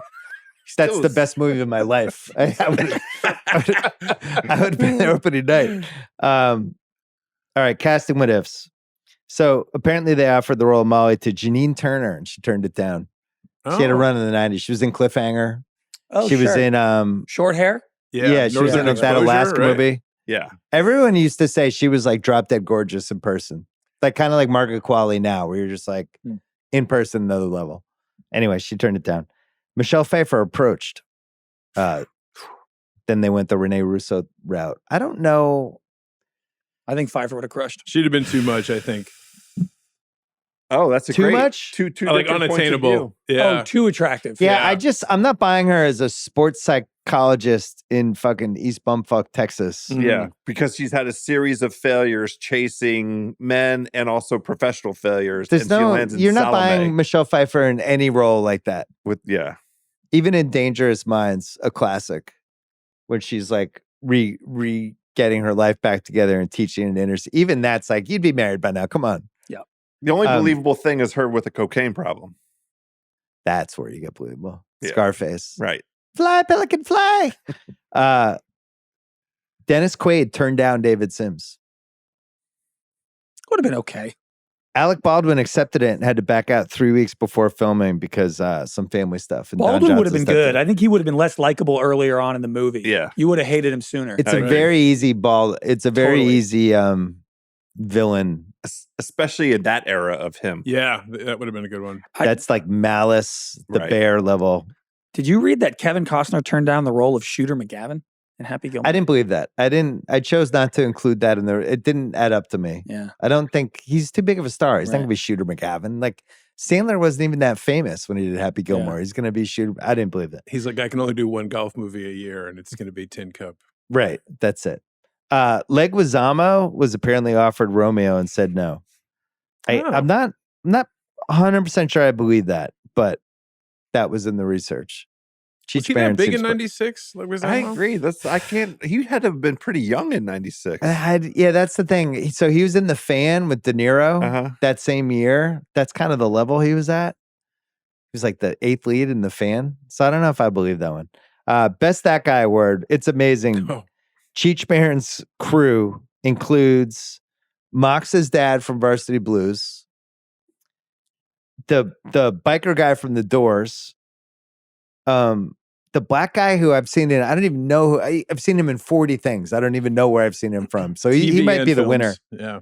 And then one of the bad guys from Cliffhanger, who's my winner. The guy who's in John Lithgow's thing and he's flying the plane. Mm-hmm. Bald guy with the mustache. He's actually got kind of a big Cliffhanger role, but I think he's the winner. Dan Waiters is a little more complicated though. We have Jim Nance. We have Frank Cherkanian. Which one's he? The producer, real life, the Armenian director guy. Yeah. He was good. So funny. Or Craig Stadler. Ooh, wow. Or young, skinny, about to get a gambling problem, Phil Mickelson. If you want to just go cameo. I think it's the Frank Cherkanian guy. Yeah. Ooh, yeah. Who did you think it was? Maybe Nance. Oh. I mean, Nance is really good. House is so brokenhearted that he couldn't say Nance. We're gonna recut this to let House say Nance. You go now. I do think it was Cherkanian though. Cherkanian is a lot more. He did more with less. Yeah, and he's not a camera person. He's not talent. Yeah. He's in the truck. He was great. But it was super compelling for the story. It gave the story great heft. I think he's the winner. Recasting couch director City. Can I offer you Susan Sarandon as the strip joint owner? There you go. Nice Bull Durham connection there, too. Bringing back the Bull Durham. She's probably the right age. Yeah, that's a better casting choice. It would have been good. Yeah. That would have been a good one. Craig already did his flex. Half-assed internet research. Tin cup. There's some expression, she's not worth a fart in a tin cup. That's where they got that from. I was confused. I assumed a golf hole is not referred to as a tin cup. Is that correct? No, they said he got the name from playing baseball. I thought that was kind of random and weird. Yeah. Why would it not have been a golf pun? Yeah, it totally should have been a golf reference to have his nickname. He's a golfer. It's not known for playing baseball. Tin cup sounds like a hole. Yeah, like a golf it should have hole. been something to do with that. That was such a random throwaway moment when the stripper's like, oh, he played catcher and he's getting hit in the nuts a lot. Yeah. Like, what? That was the tin cup. But right. They spent so much time, and I thought effectively so, building up what his flaw was, building up this thing that he was a compulsory go for it guy. Make it make tin cup. Make up a story around that. Right, 100%. Yeah, like he had some bet. Right, he bet somebody $1,000 that he couldn't hit a 3-wood into a tin cup. Right. Yeah. Or he used to putt into a tin cup when he was a kid, or something golf related. Yeah. Yeah. It was just random. Oh, he played baseball. For the first time, he had a premature ejaculation problem. It was into a tin cup. Then they called him Tin Cup. Costner trained extensively with Gary McCord and wrote the foreword for Golf for Dummies. There's a story about McCord. They really wanted him to be a consultant and have a cameo, and he's like, "I'm only doing it for $250,000." And they were like, "Sure." Really? And he got $250,000, which he brags about now. Which is funny when you think of all the other stuff they cut corners on. How much did Vern Lundquist want? Like $500,000? Oh, yeah. Is that why he's not in it? Vern's like, listen. Vern was like, maybe, yes. I have the yes, sir. Everybody knows me that. I'm bigger than McCord. Yeah. Costner made all of his golf shots, or most of them. And then... like Bob Cousy and Blue Chips. There was a John Daly in 98, kept hitting balls in the water and became a tin cup moment. This golfer named Eddie Pepperell in 2019 ran out of balls. Oh. And that was compared to that. And then you have the Tiger story. Well, the Tiger story is from the 2000 U.S. Open at Pebble Beach, which is, I think some people would point to like the most dominant performance. The pinnacle of Tiger. Yes. And maybe of any golfer in any major in history. And the story is that he had switched balls that week. He had a new Nike golf ball that he put into play. And his standard approach in terms of carrying balls was 9 to 12 balls in his bag. There was a weather delay from Friday into Saturday. So he had to finish his round Saturday morning. He had taken some balls out of his bag because he didn't like the way he was putting on Friday. And he was putting in his hotel room, left them balls behind. They're out on the golf course. A ball gets a scuff, gives it to a kid. By the time they got to the 18th hole, he hooked one into the water and had one single ball left. There is a rule in golf where you are allowed to, if you can find another competitor that has the exact same manufacturer and type of ball, you can replace it. There's a penalty, but that ball was not replaceable. The Tiger ball, not replaceable because it was a 1-of-1 for him for that week. And his caddy asked him to hit an iron off of the 18th hole and did not tell him why. Stevie Williams did not tell Tiger why he asked him to hit an iron off the tee on number 18 on Saturday morning. Because if he had hit that ball into the water, they couldn't have found it. He would have been disqualified. And he would not have won that tournament by 15 strokes. And would have not been the most dominant performance ever in a major. That's the so story. Tiger didn't question why he told him to hit the iron. And he hit the iron? He did not hit the iron. He hit driver. He's like, why would I hit iron? I want to hit driver. And he hit driver. Wow. Tiger. If he had asked Jacko for a ball, Jacko would have been like, fuck off. You should have brought more. That's right. I'm going to win.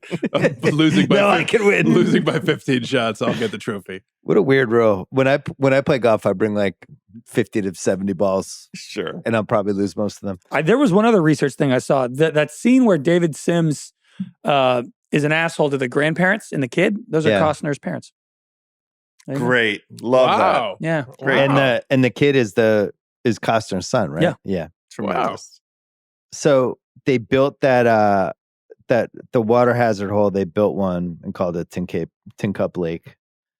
Salome, Texas is actually, they think it's Rankin, Texas, which is near Midland and Fort Stockton. I don't know Texas. Midland is Friday Night Lights, right? Yeah. Yeah. I think that's Odessa, but I think it's in the same area. Landman area. Jacko, they talked about a sequel called Cup at Q School, which would have followed Roy as he tried to earn his PGA card. Mid-2000s, Shelton even spent a week at a Q tour school. event, and it just never happened. I think a mistake by Costner. At that point in his career, I think I would have maybe done it. How good did Costner get at golf? Do we know? What was his handicap? Apparently good, and then stopped playing right after the movie because again, he was snobby about golf. Here's a story so there's an oral history that Golf Magazine did in 2016 that now you cannot find on the internet because they changed their archives. Oh. But there were snippets of it available. And some guy in the oral history tells this story. There was a really tall pine tree, and someone said to Phil Mickelson, I bet you can't put your shoulder against the tree, drop a ball, and hit it over the tree. The shot basically had to go straight up. Everyone threw in $100. There was $1,200 in the pot, and he did it. When the ball was still in the air, Mickelson bent over, picked up the money, and put it in his pocket. Phil Mickelson. No stranger. The legend. Yeah. We'll take one more break, and then we'll do Apex Mountain. All right, Apex Mountain. Jacko, do you know what Apex Mountain is? I do not. No. Well, nobody else does either. Nobody could figure it out.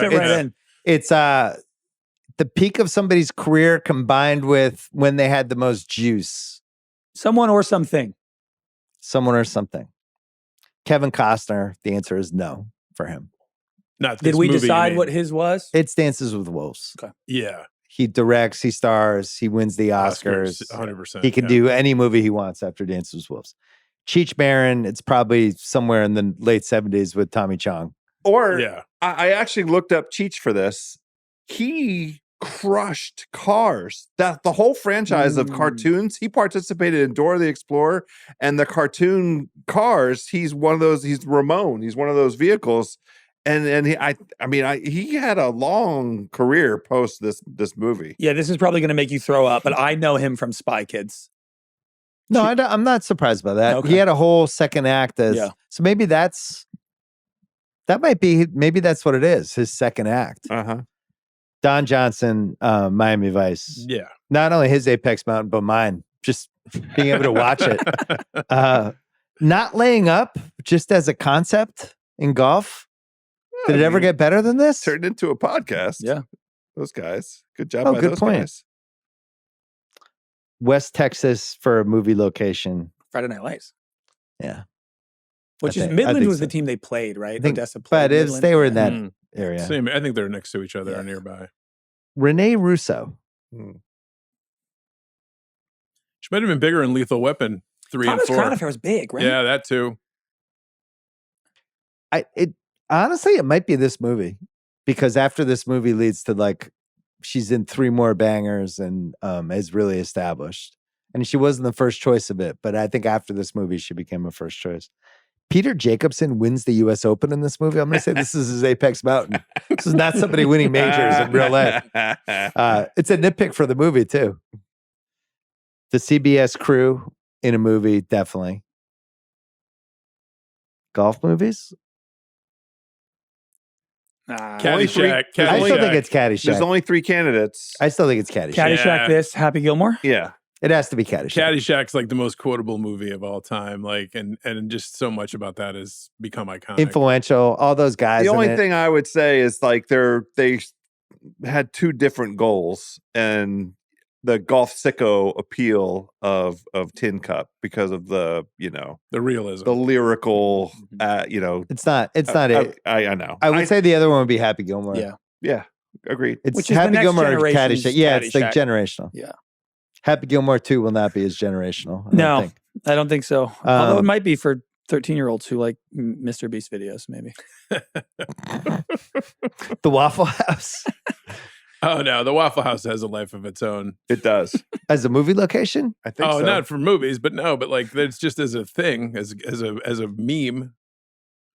I think it's been in other movies and been properly revered. That's worth looking at. It's not. I don't think it is. I don't think it's Apex Bound for the U.S. Open either. I think with the U.S. Open's probably had some better moments. Armadillos? Not trying to think if they've been in a movie in a better way. It's like pretty prominent. Mm-hmm. The 7-iron? When is the 7-iron had a better tour for anything? Just the fact that House said they have a whole tournament where guys have to play with that based on this movie. Yeah. That's pretty good for the 7-iron. 65 with it? Yeah. And then this is a big one. Jim Nantz. In a movie? Jim Nantz. Movie-wise. Not career-wise, but movie-wise. Right. Well, movie-wise, yes, but career-wise... No. Okay. No. How about Jim Nantz and Ken Venturi together? No. They had bigger real-life golf moments, I would say. All right. I have an Apex Mountain for you. Yeah. Unexpected sports losses to end the movie. When a sports movie ends with a loss, is this the apex of that? I think you have Friday Night Lights, they lose. Remember the Titans, they lose. A League of Their Own, loss at the end for Gina Davis. Yeah.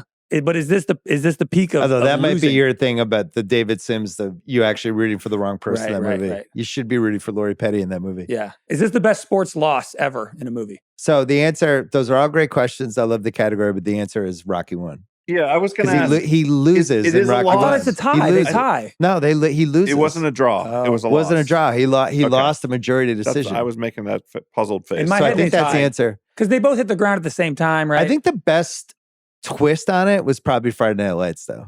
Because they set it up where you really think they're about to win, and then they don't at the end. That's a good one. Good category, though. Cruise or Hanks? I mean, this is Hanks by a million, right? So this is a version of Hanks that he only brought out in League of Their Own. And it's a version I really like of him. Stubble, drunk, kind of sarcastic Tom Hanks. He just veered away from it. I would love to see Cruise learn how to golf. Like watching Cruise golf is way more interesting and entertaining than watching Tom Hanks golf. Listen, Cruise doing Tin Cup would have been one of the greatest moments of the 90s. Him also trying to become a drunk kind of West Texas, like it would have been bizarre casting. He could have done it. We should do a draft. Done it and like been a disaster or actually done it? I think he could have done it. Cruz would have demanded that he drilled the shot the first time and won the U.S. Open with an eagle. We should do a draft of movies you wish Tom Cruise was in. Tin Cup's up there for me. I want to watch him play golf. That's really good. We should do that on my podcast. That's good. That could be a good mailbag category when we do the Rewatchables mailbag. Scorsese or Spielberg? Probably Spielberg. I agree. Spielberg. It's Spielberg. Jacko was hesitant to be in the Rewatchables, but now I kind of want to just have this role in all of it. Because it's I was put off by all the categories and all that, but I enjoyed just chiming in. Well, now you know. There you go. What role would Philip Seymour Hoffman have played? Clearly somebody in the Cheech Marin crew. It's the TCU guy, the guy who's wearing all the TCU gear, who has to be his caddy that one time and can't walk up the hill. Yeah, Earl. Oh, that guy. He would have been Earl. I love that, by the way, that he's just rocking TCU in every scene. Pick and Nits. We hit a bunch of them. She's a sports psychologist in East Bumfuck, Texas. Why wouldn't Sims teach her how to golf? Here's one we didn't hit. Why was David Sims's charity tournament nationally televised? And it was one round. What was going on there? With a big purse. Like $500,000. And it's like, he's just, do you want to be? He made it seem like it was this rinky dink thing, but then it's like there's a national crew there. I guess he was so famous at the time that if you start your own tournament, it's a big deal. Roy and Romeo, they're broke, but they have no problem breaking an entire set of golf clubs, right? As they're like hawking stuff at the same time. They just breaking stuff left and right. Could you snap a club that easily back then? The 90s clubs? The 90s clubs you could. It would have hurt. I mean, they were. Those steel shafts, they look like they were steel shafts. I think it would have hurt. We talked about this earlier, but Roy getting bombed before his first U.S. Open ever is ludicrous. Yeah. Nobody's doing that. No. Nobody is that self-destructive. No. You'd have to have like a heroin problem. Right. And adding in the sleep deprivation, it was a double whammy by Romeo, where he was already hammered, and then at the end he was like, I got to be up in 3 hours, and then he passes out. It's pretty brutal. Roy finished -1. He shot an 83, 62, 64, and 78. So if he just got a 4 or 5 on that last hole, he would have had a 71. So he would have gone 83, 62, 64, 71. 62 and 64 back to back would have been like the biggest story of the decade. Well, 62 is the record in the movie, right? He breaks the record. To shoot a 126 and 2 rounds in a row is... When you're a nobody from East Bumfuck, Texas. Yeah, that would have been a massive, massive, massive sports story. Just pointing that out. Nobody ever shot 62 in a major, but somebody else. House was pointing out that our guy who won Deion Waiters, Frank Charkinian, whatever his name is. Charkinian. A couple weird quotes from him where he's like, we got to keep an eye on this Tin Cup guy. It's like the final round. He's in the final matchup. Right. Yeah. It's like we're all keeping an eye on him. He's in first place. Get a camera on that guy. I'm not the guy shot at 62. Yeah. There's 3 holes left. You would be like following him everywhere. He might be the story. Oh. But then the big one, which I don't think we hit strongly enough, was we never see what happens with David Sims. It's unbelievable. Because if he birdies 18, he gets into a playoff with Jacobson. He lays up. He just got to go up and down. Up and down, he gets a 4. He's in a playoff. He has to stand there and wait for the entirety of Dopey Roy to hit the balls into the water. But Roy, the tournament ends. Roy walks off. We don't see Peter Jacobson celebrating. No. There's like 19 things going wrong. Everybody rushed the green. He couldn't putt out because they tore up the green to try to jump in the water to get his ball. Tournament's over. Sorry, David Sims. Pick it up, Dave. We'll give you a 4 or whatever. Yeah. It's really crazy. Anyway, sequel, prequel, Prestige TV, all black cast, or Untouchable. Prestige TV, so they made Stick, which a lot of people like on Apple TV, which is a little like a cousin. Why'd you make a face? I'm only halfway through it. Okay. But it's like that same kind of golf pro, kind of a never was. How about I like a prequel, College Days. Sims and McAvoy at University of Houston, also University of Houston, Jim Nance. Nance could have been there as like the student broadcast. That's right. Nance would have known them. House just blacked out. I'm there for all of this. And the prequel could have a better reason why he's called Tin Cup. Yeah, you find out in that movie. A college golf competition movie would be great. Yeah. Is this movie better with Wayne Jenkins, Danny Trejo, Doris Burke, Sam Jackson, Nell, Byron Mayo, Tony Romo, Chris Collinsworth, Daniel Plainview, Longlegs, or Wilford Brimley in The Firm? I'm so excited Jacko is here because we finally get to do Mike and the Mad Dog on the Rewatchables. Mike and the Mad Dog, the next day in W fan after Roy McAvoy shot at 12. Do you want to be dog or Francesa? It does either one. You go for it. You're a better dog. I mean, Mike, what you gotta take the putt and take the drop, Mike. What are you doing there? You're gonna be kidding me. It's a humongous mistake. Humongous. You get in at 5, you take the playoff, dog. I mean, you're nobody from Texas. You gotta take the drop. What are you doing? I mean, I know they're dumb in Texas, dog, but this was dumb even for people in Texas. I cannot believe it's a humongous that's your mistake. Answer. This would have been a better if Mike and the Mad Dog did the day after. That should have been the closing credits. That should have been the last 5 minutes of the movie. Their Mike show and the Mad Dog would have been amazing. Dog just having an absolute stroke. And then right back away. What are you doing? Just one Oscar. Who gets it? I brought this up when we watched it. Cheech Marin, when he does that speech after he breaks when all he gets his Oscar speech? Yeah, that was like that monologue. It was Oscar worthy. It's not the soundtrack. That won a Grammy. I'm giving it to Don Johnson just because I love Don Johnson. Now that I have the studio, I'm bringing Don Johnson. I'm inviting him on the podcast. Sure. We got to dive into his admired Cheech's range. I would go for Cheech. What do you have, Craig? Cheech is great. Yeah, I couldn't think of one. Probably unanswerable questions. The dick measuring contest would have been amazing if they had actually filmed it. These are 2 Hollywood legends, Don Johnson and Kevin Costner. Pretty notable reputations. So thank God that would have been an NC-17. Strong stick men. Is this the most revered golf movie or is it Happy Gilmore? Well, what's the most beloved golf movie right now? If we're going to say no, I'm not talking about, I'm saying right now, the most Americans, if we did a poll, like if it was part of the 2028 election and you had to vote on what is your favorite golf movie, this probably doesn't win. Does Happy Gilmore win? It's hard for me to say. I'm probably skewed because of my age, but I think Happy Gilmore is more famous. I mean, the fact that they just made the second one and it was so big.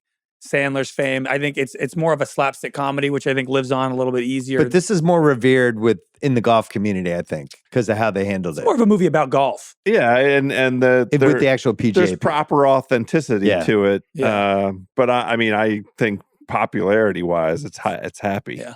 Also revered in the premature ejaculator community as well. Yeah, up there with look, Forrest Gump. fucking Roy McAvoy. That's a prequel. Yeah. The Zawant Nair Award for what happened the next day. We don't get to give this out very often. And we never had a sequel. So Roy becomes a national story.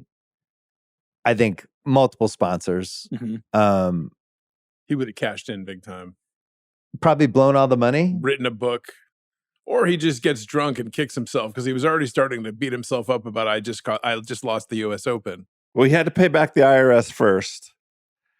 Maybe it goes dark. It becomes like traffic. He just starts doing heroin. But he's so happy. Loses his mind. He got the girl.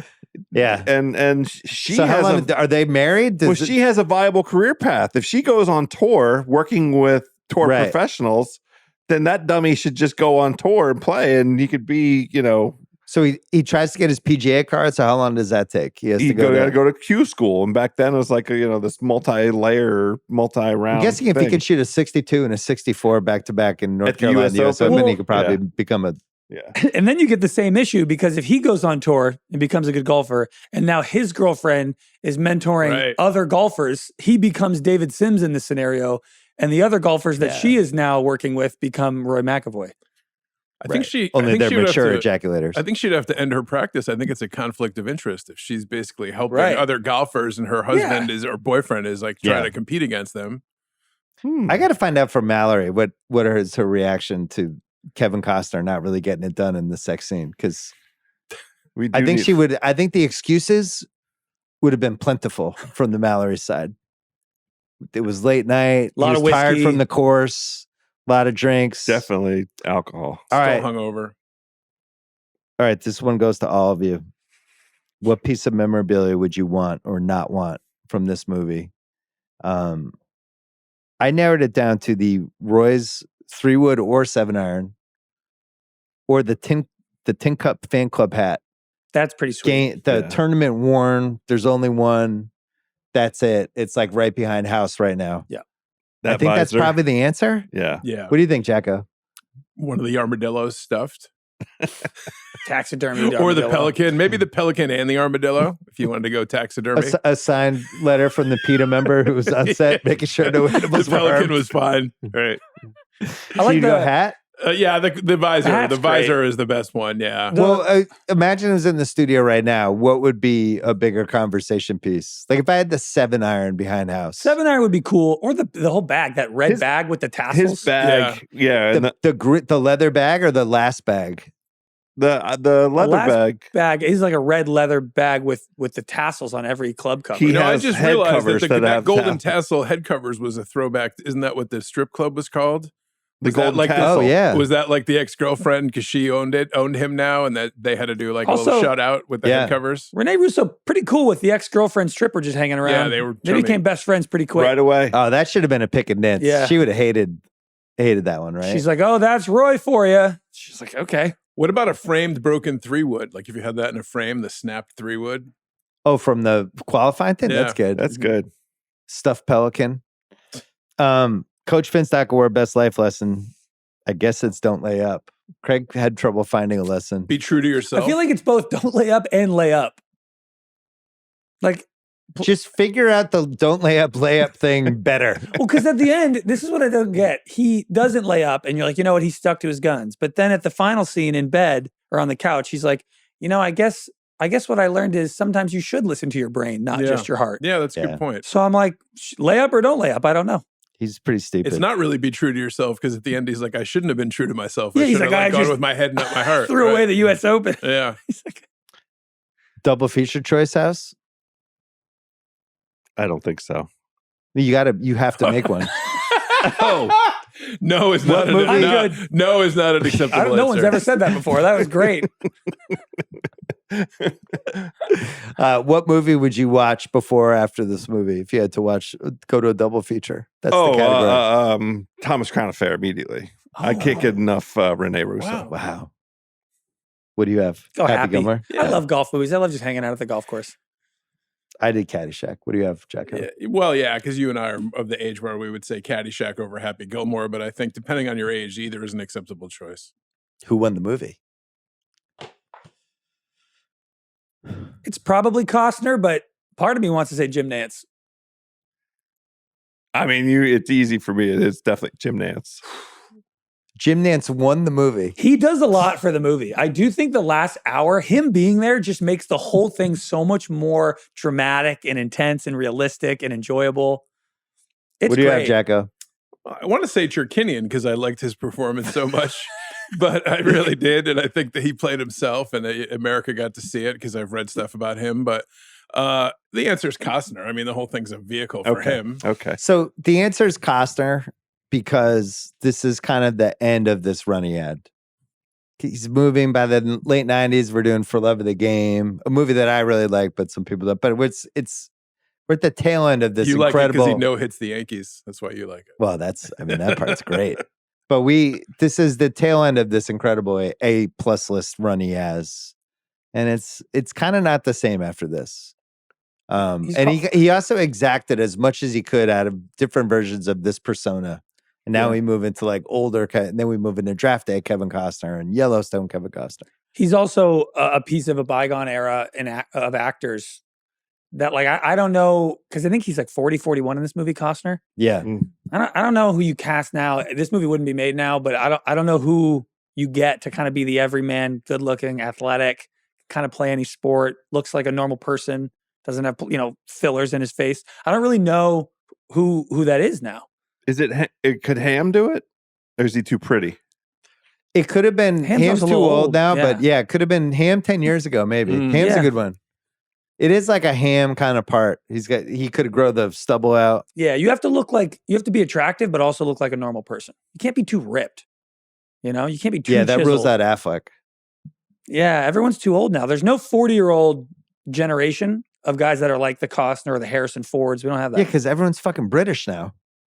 And they just we don't produce white American actors anymore who can play this part. They're all British dudes. And they're too pretty. Everyone's too manicured, ripped now, Yeah, like Chalamet, I'm not buying as Roy McAvoy. It's like maybe Glenn Powell, but Glenn Powell's also he's too pretty. He's too pretty. He's really good looking. Shia LaBeouf. Well, Costner's really good looking though. I think Costner's a little bit more gruff. I think you hit it. I think it might be Glenn Powell. Glenn Powell? Yeah, he would just have to basically kind of bang himself up a little bit. Yeah. See, I think I said when we watched it, I think Costner was too pretty for this. I think it would have been better with like Michael Keaton.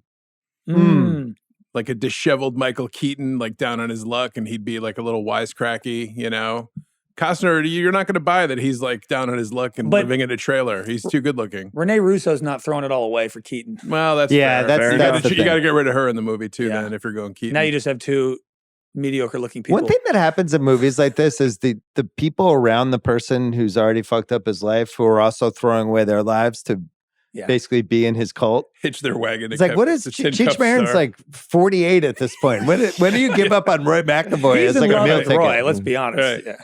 So that's where you might go in the but then he steps in with to make Roy jealous. Maybe. It's like I'm with your 58-year-old ex-girlfriend. Well, the whole crew of that guys, like what is their life choice led to where like you're just hanging out at this down in the market, down in the mouth driving range where there's no money to be made and there's no clientele and you just hang out and drink beer and like shoot the shit. Well, 30 years later, they're on their way to January 6th. Heard there's something going on in DC. Is there a Waffle House in DC? Let's make it rad. All right, that was a really fun, interesting Rewatchables. Good, I enjoyed it. Executive produced by John O'Connell, aka Jacko. Thank you. Thanks to Craig. I don't get to ask you what we thought about the movie since you're one of the co-hosts. Joe House, pleasure as always. Thanks to Gahow and Ronak as well. And we'll be back next week on the Rewatchables.